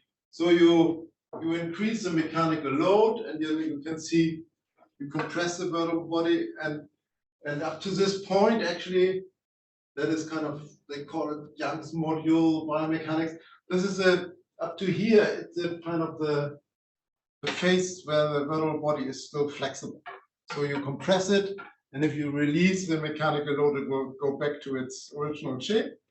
And of course, and then comes a point where you increase the mechanical load a little bit more, and then it crashes. Gives it. And of course, the super low phosphorus, low phosphorus, they are like rubber, so they don't really break, but it's they are very rubbish. That's our low phosphorus, and then regular phosphorus. It's already much better. It's almost back to normal. Interesting is a vertebral body that went to the low phosphorus phase and then the high phosphorus level, because in terms of they reached in terms of deformity and taking up load, they reach the same point as a control group, but they don't break. The control group breaks, and they continue to be flexible. They have good mechanical properties. That is the reason, is probably because they are not 100% mineralized. So mineralization is a process that goes quick. So 90% of mineralization goes quick, and then the rest 10%, or the rest 5% that can go over a year, or maybe even over decades of years. Also, the human bone would kind of, also our bone mineralizes more and more and more as we age to small percentages. Huh? But yeah, basically, so the mechanical properties are good. And this is from a recent study, but basically with the same types of diet, where we then looked at the plasma mineral content for a fish. And you can see, so I have told you that for calcium, there's really not. That's also the reason why calcium is not such an important factor, because the plasma calcium content is really tightly controlled. It's a matter of life and death. But for phosphorus, plasma phosphorus content is much more flexible. You can see the animals that are on a low phosphorus diet. You can see there's a sharp drop in plasma mineral content.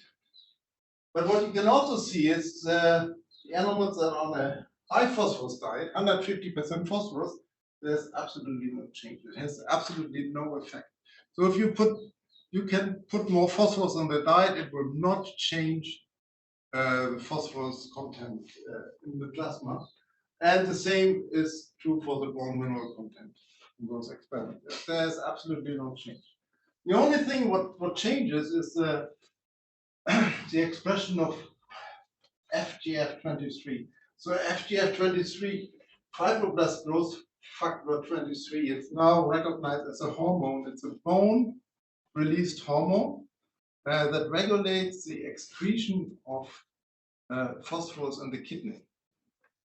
And if you have, and what you can see is that if you increase the mineral content in the diet, the excretion in the kidney also goes up, and it's an absolutely straight line. So what happened though, if we oversupply phosphorus, we will not increase plasma mineral content, we will not increase bone mineral content, but we will just only increase excretion of phosphorus into the water. That's the only thing that happens.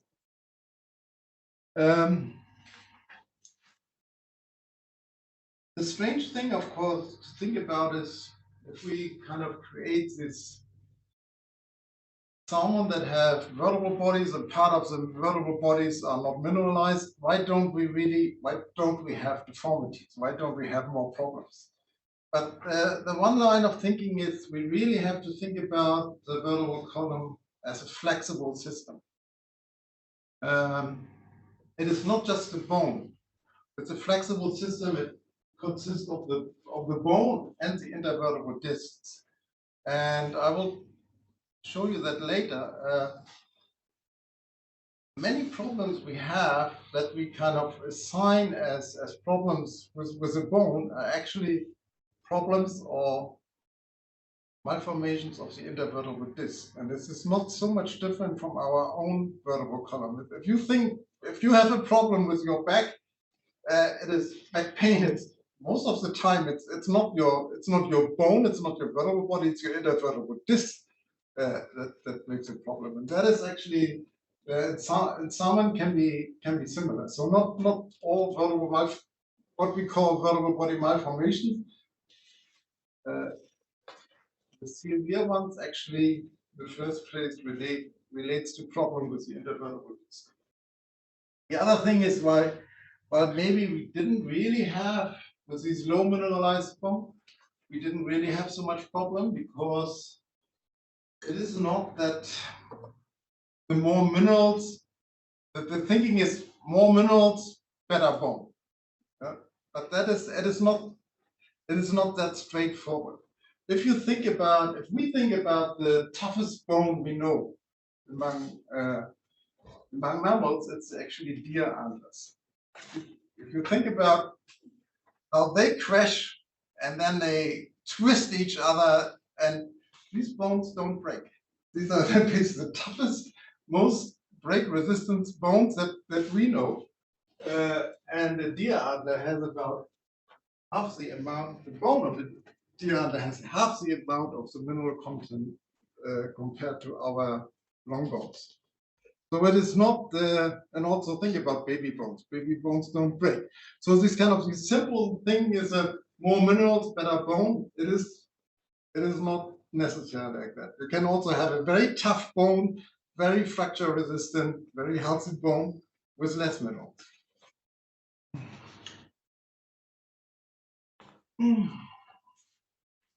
So in the end, one of our problems was actually also we did so many studies and we always reduced dietary phosphorus and we didn't really have any malformations, so we were slowly getting desperate. We said that's not possible. There must be we must be able to generate some malformations with a low phosphorus diet. So we did a study where we kind of said, okay, in the freshwater phase, we expose our smolts to a low phosphorus diet. Of course, all our studies are always with low, regular, and high phosphorus diet, but I don't talk so much about the high phosphorus diet because it had no effect. So we expose our smolts to a low phosphorus diet, and then let's see what happens later at harvest.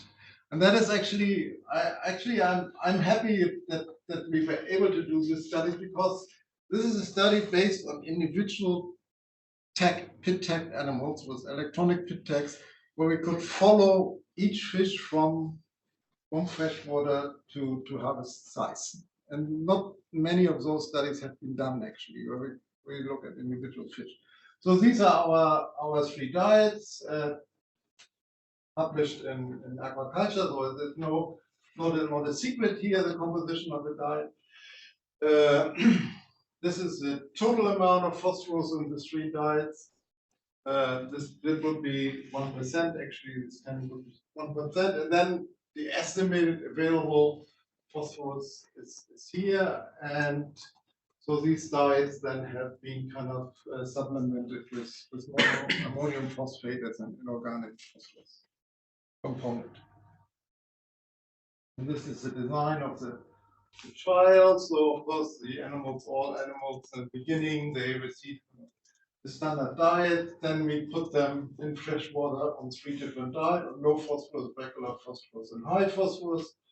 They get vaccinated, they get pit tagged, and we X-ray them, of course, and then we put them in seawater, and we X-ray them again. When in seawater, they're all together in the same tank, same condition, same standard diet. So it's all about, does the kind of any phosphorus deficiency in fresh water, what is the effect if it comes to harvest, so the long-term effect?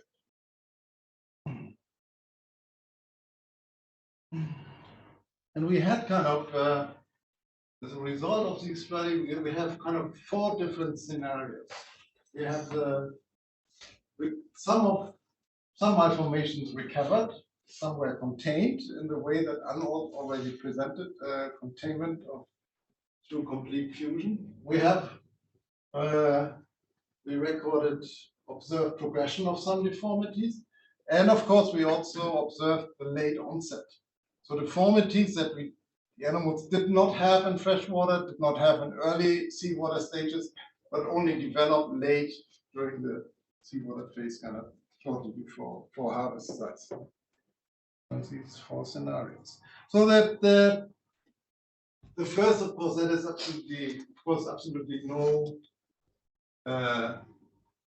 no surprise. Of course, we again generated this low phosphorus phenotype with a low phosphorus diet. So kind of these undermineralized vertebrate bodies. That is, of course, a phenotype.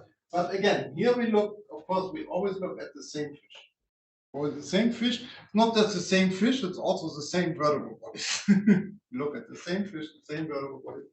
And what you can see is that we generated these undermineralized vertebrate bodies, but at the end in seawater, they're all good.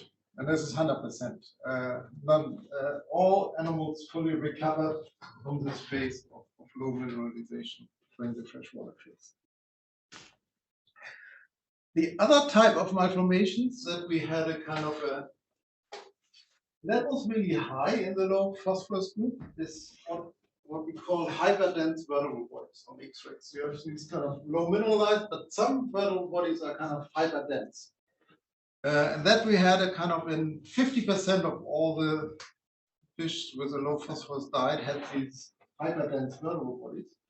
And internally they look like this. So this is the intervertebral disc. Here's another intervertebral disc, and these are the bone trabeculae. And you can see they are soft. They are compressed, and then as a response to compression, there's a known response of skeletal tissues. The response to compression is they develop this ectopic cartilage, and instead of adipose fat tissue, that would be and that makes them kind of hyperdense on X-rays. But again, also 100% of these hyperdense vertebrate bodies recovered at the end. So there was they disappeared. So this cartilage is being remodeled into bone, and also what unexplained through constant remodeling. Also these kind of trabecular structures, they get straight again. They get back to normal. And again, same. This is the same fish, the same vertebrate body. This is this vertebrate body in freshwater phase. Look at the same vertebrate body from the same fish later. So there we had 100% recovery.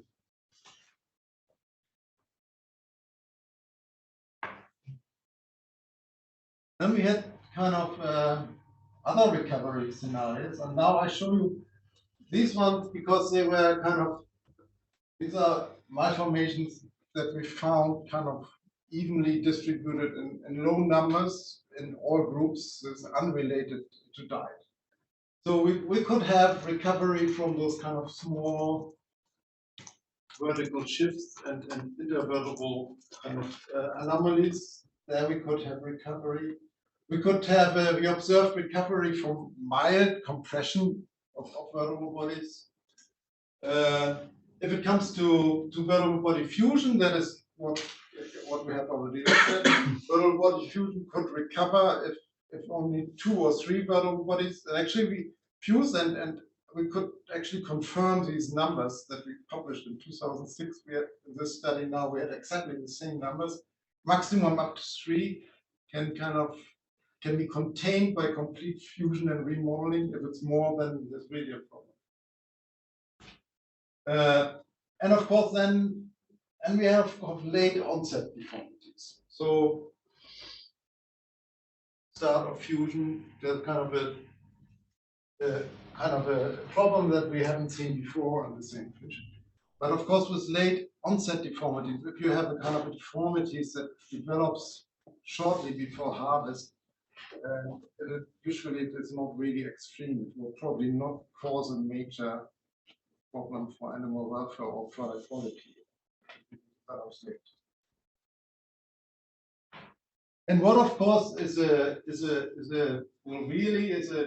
severe problem is, of course, if you build up those kind of center of vertebral fusion. So if more than 2 vertebral bodies kind of get involved in vertebral fusion, like here, you have already here kind of 3 vertebral bodies fuse, and then you already see kind of number 4 and number 5, they're already critical, and more get critical, and then you end up again always the same fish, same number of vertebrae, and then you end up with one of these big fusion centers, which really create a problem for animal welfare. And of course, you have these fibrotic, ectopic connective tissues that extends into the fillets, and then you also have a kind of an issue for your product quality, of course. That is really a problem. So we have these kind of 4 scenarios. We have recovery, hyperdense vertebral bodies, and of undermineralized vertebral bodies. We have containment of only 2 or maximum 3 vertebral bodies fused. We have progression of these vertebral fusion centers, and we have late onset. However, these and these were unrelated to any of the dietary groups. We had that kind of in all 3 dietary groups. What we have learned actually is why do we have sometimes recovery, and why do we have sometimes progression? And what we have learned from this study, and also we connected to previous studies, is if we have a problem here in the bony part of the vertebral body, I showed you for the hyperdense vertebral body, kind of the bone trabecular, they get undermineralized, undulated, and there's this ectopic cartilage. In this region here, we have an enormous capacity for remodeling and repair. If we have a problem here, that can disappear later and see why. If we have a problem with the intervertebral space, and that is again very similar to humans, the regenerative capacity is very low. And those kind of vertebral fusion and these building up of these enormous vertebral fusion centra, that is a problem that starts in the vertebral space. This kind of, and then later bone also becomes affected, of course, but the start of the problem is the intervertebral space, and then from there it grows out. And that is bone has an enormous capacity to get remodeled and restored. That's even for humans. If you have a complicated structure, the surgeon comes and makes all kind of metal plates in your bone, and in the end it will grow together. In the end, your bone will be perfect again. If you have a problem with your cartilage or your intervertebral disc, it's much more of a problem. That's the same for some.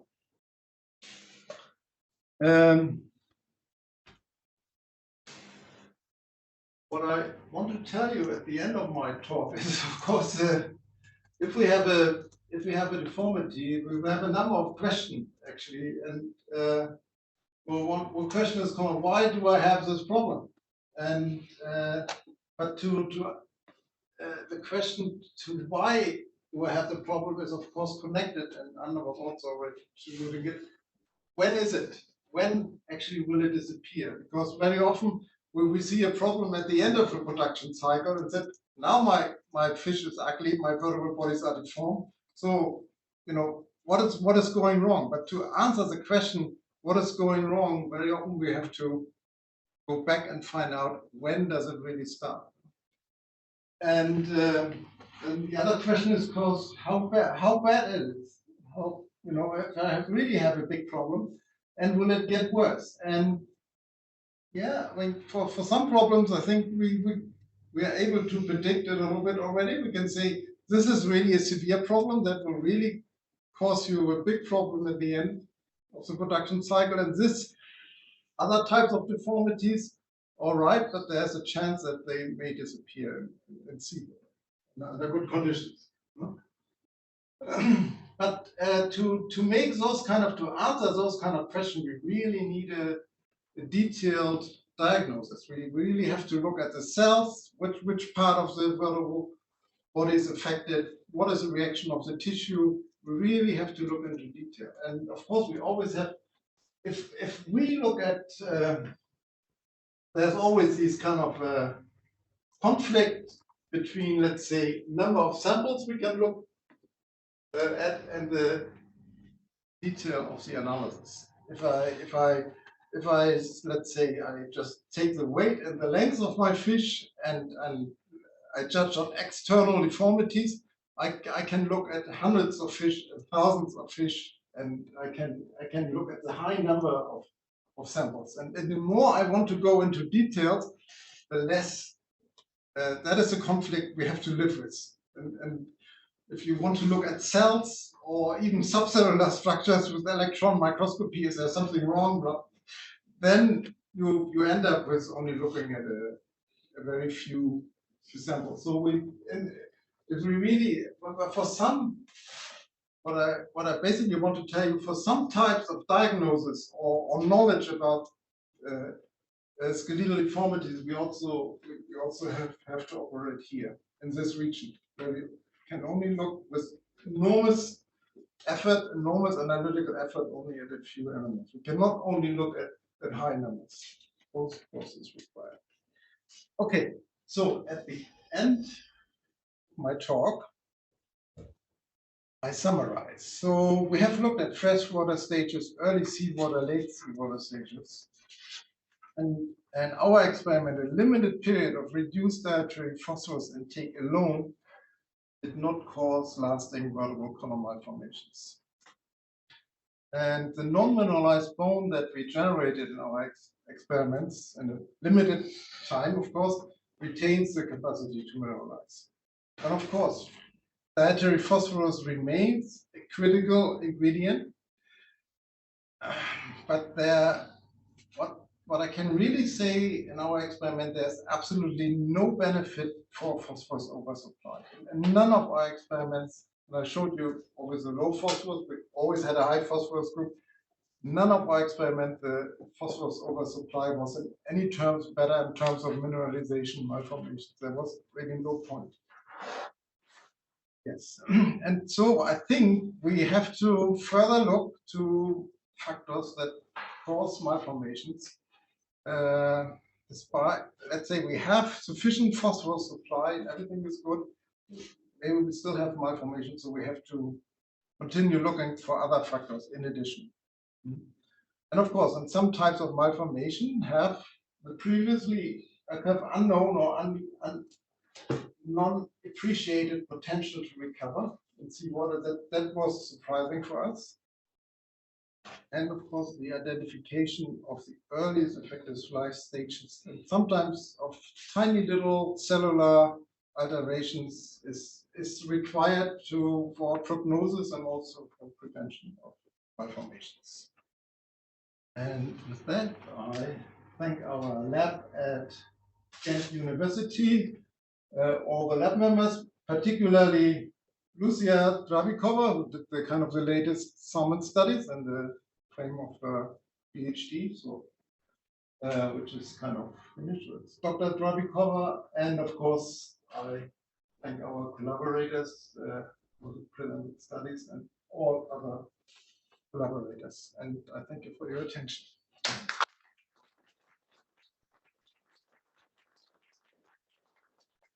Okay, thank you for a marvelous talk, and thank you for the focus on applied aspects and kind of exploring those and cause and effect and all of the things that you've talked about. So I'm sure there are lots of questions.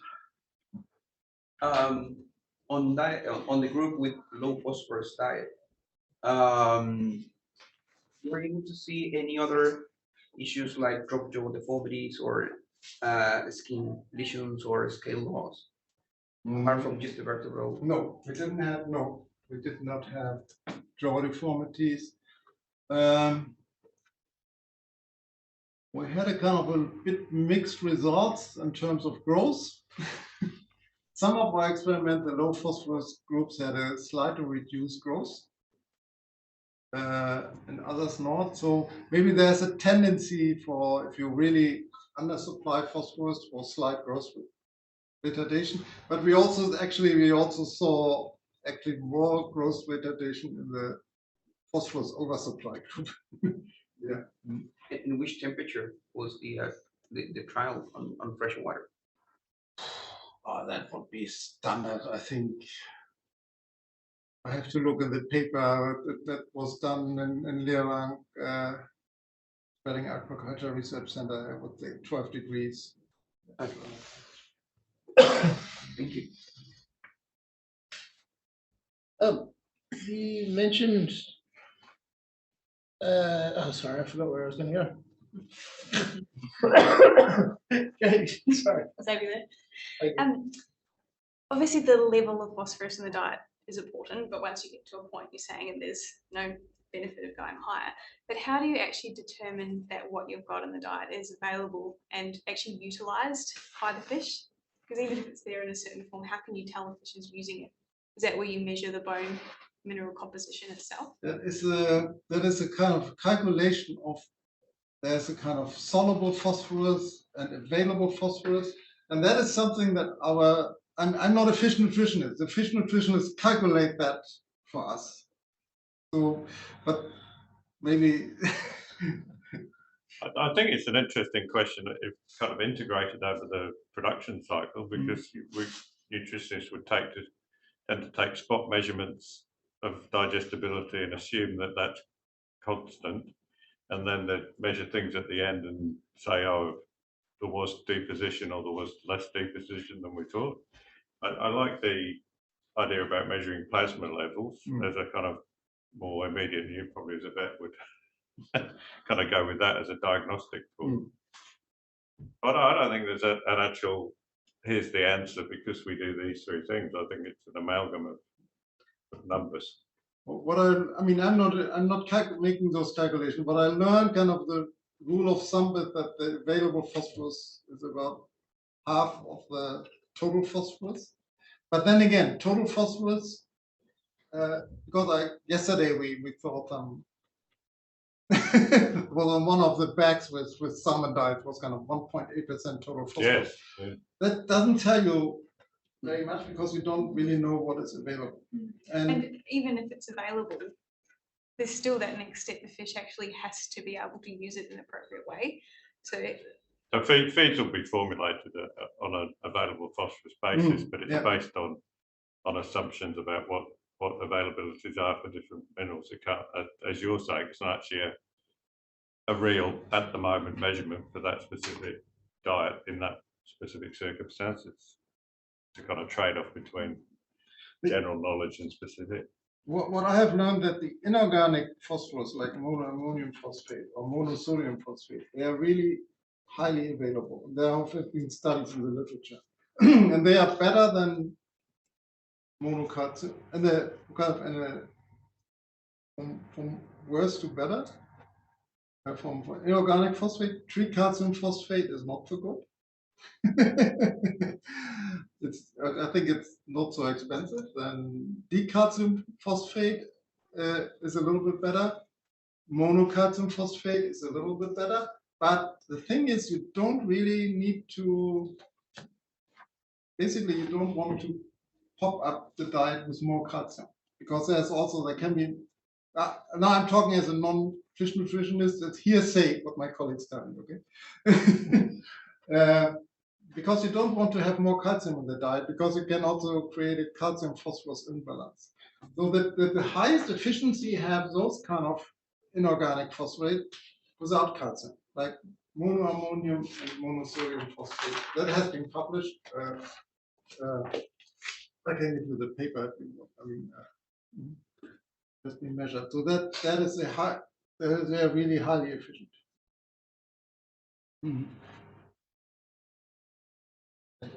I have two separate questions. You mentioned just after that there is a detrimental effect of over phosphorus. Long term, have you seen anything in terms of affecting future phosphorus uptake in fish? Should they get like overdosed within a batch of diet? Can that affect future phosphorus uptake? Do you know?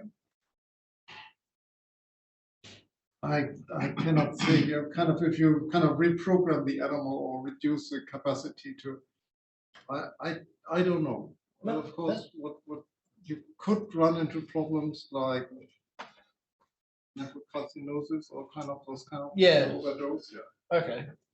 Certainly, we had growth retardation and overdose phosphorus.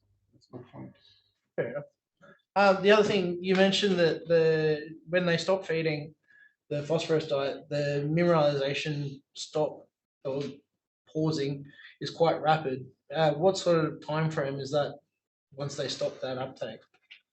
I cannot really say, but I just can tell you that when we do the histology, we see this sharp border. I mean, there's not a phase where the bone is kind of less mineralized and then stops to mineralize. What we see the mineralized bone, and next to it, everything is non-mineralized. So that strongly suggests that the stop is rather rapid. No, that's all right. Yeah, but if that is in a day or a number of hours or a week, that we cannot say because. Yeah, I guess not a week, but but it's rather rapid, I would say. that would Probably require to the another level individual of as detailed analysis Yeah. within a very short time frame. Difficult Something we to have find done. out. That's fair. I think it's an interesting set of questions about reserves and how animals use reserves. Because, you know, you talked about the scales being a phosphorus reserve. Well, thinking from our side, I think it just in terms of things like starve periods before we handle them, and things like that. If it is within sort of a 48, 72 hour period, can it be affecting how our fish develop? But what I think, I mean, is let's say your animals go through a short phase of phosphorus deficiency.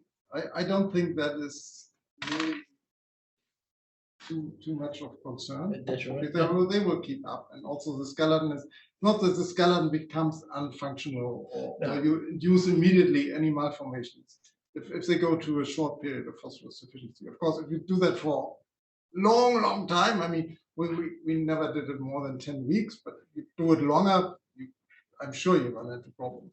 It's just more those phosphorus deficient periods are typically followed by high stress events, like bathing, handling, stuff like that. So that's vaccination. We were thought about, the studies that we did on smolts. We said, we have them on a low phosphorus diet, and maybe we have a long-term effect, and we had some effect, but all those effects that we had, they all kind of recovered in the two main types of malformations, undermineralized and the hyperdense vertebral. They recovered. So I couldn't remember what you said about your experiment. If it was done in commercial conditions and the fish were exposed to the ups and downs of commercial life, as it were, or if they were in a more protected experimental circumstance, because it would of course impact on a critical event that if they were then vulnerable to a breakage or something like that. Yes, no, of course we did our experiment. That is always there's always a conflict. I mean, you really want to do monofactorial studies. You want to have everything under control, and only dietary phosphorus should be the only variable. And then that means you are under control, non-commercial conditions. now have started an experiment where we kind of go maybe on a large scale with different diet on a commercial scale.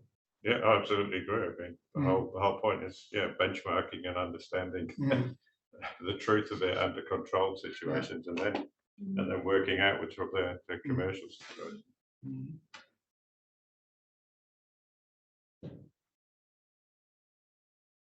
All right. I'm just both talks in a way. I was interested. What and I haven't looked yet. What kind of literature is there about the costs of bone growth? So I'm, as a kind of nutritional physiology person, I'm quite interested in kind of broadly costs of growth. How much animals have to, partition into the actual process of growth. I wouldn't know, what fraction of a cost of growth was taken up by skeletal growth. Maybe people haven't asked that. I wouldn't be able to just. Good, that's good. We'll do some research. Yeah, I think the research is much more focused on specific. Yeah, not so much on a broad scale. I think it's probably more focused. I mean, it may be that I'm looking at Lewis as well, because I know he's got a big database. But tracking individuals and why individuals have lower or higher performance than you might predict, and what event was it that maybe sometimes in the older literature you find those kinds of things You where have, people haven't been specializing so much in a particular nutritional component or what it affects, how it affects bone growth. In the first place, of course, you have to make the collagen for the matrix. I mean, this would be the cost. The collagen for muscle, for connective tissue, for bone matrix. And then, of course, we have the discussion is also now, is mineralization actually really an active or rather passive process? From our studies, we think it's rather passive, because we generate this. We also have looked at that. We generate this enormous amount of non-mineralized bone, and then if we put the fish back on a regular phosphorus diet, so we raise the plasma levels. Mineralization does not occur in the vicinity of the osteoblasts, so as an active cell-driven process. Mineralization actually resumes deep inside the bone, connected to the last mineralized structures far away from the cells. So it's really very difficult to think about how the cells are still involved. And there has been actually, right now, 2 weeks ago, has a paper being published that has on human bones that has exactly this hypothesis. Yeah, basically, it is a purely chemical collagen where cells are not involved. Do you know which kind of temperature the fish are going to experience in the experiment you have just started in commercial conditions? It's going to be more than 12 degrees? Ooh.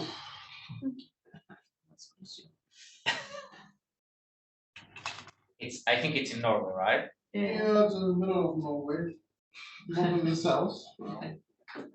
I guess they have phases of 18 degrees, and I mean, well, to say the truth, the experiment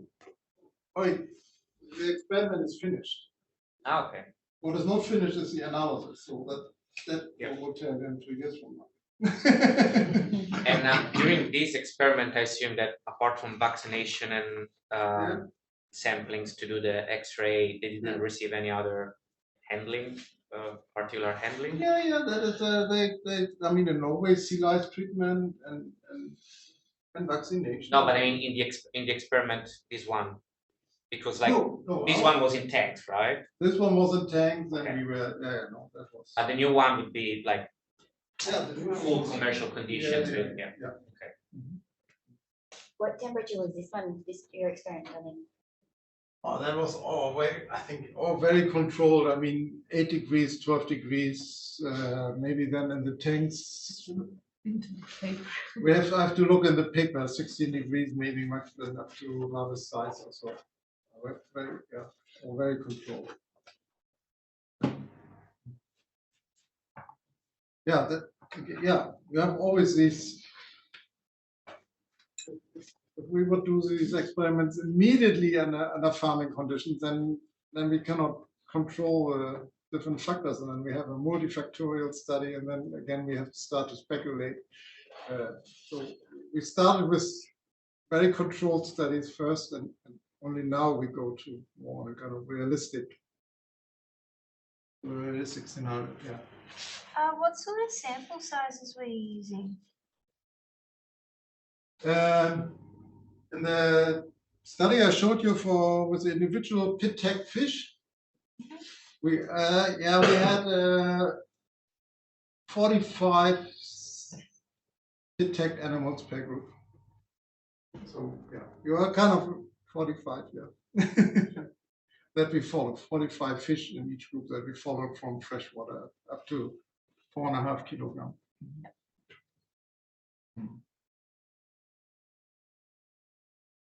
Okay, how are we going for the last few questions?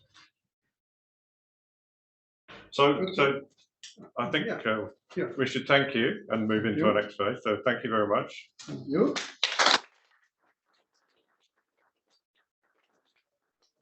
The last phase of this was just a kind of more broader discussion, and of course, if you suddenly think of a question you want to ask Anne or Eckhart, just shout it out. What we were wanting to do was just go through a couple of discussion points with the group, and as we said, it's kind of in-house industry R&D type meeting. I'm just wondering about the room. I don't know if it'd be useful to kind of pull this table and just a few of us face into the room a bit. Okay. Do that. Yeah. Maybe your table as well, and just have a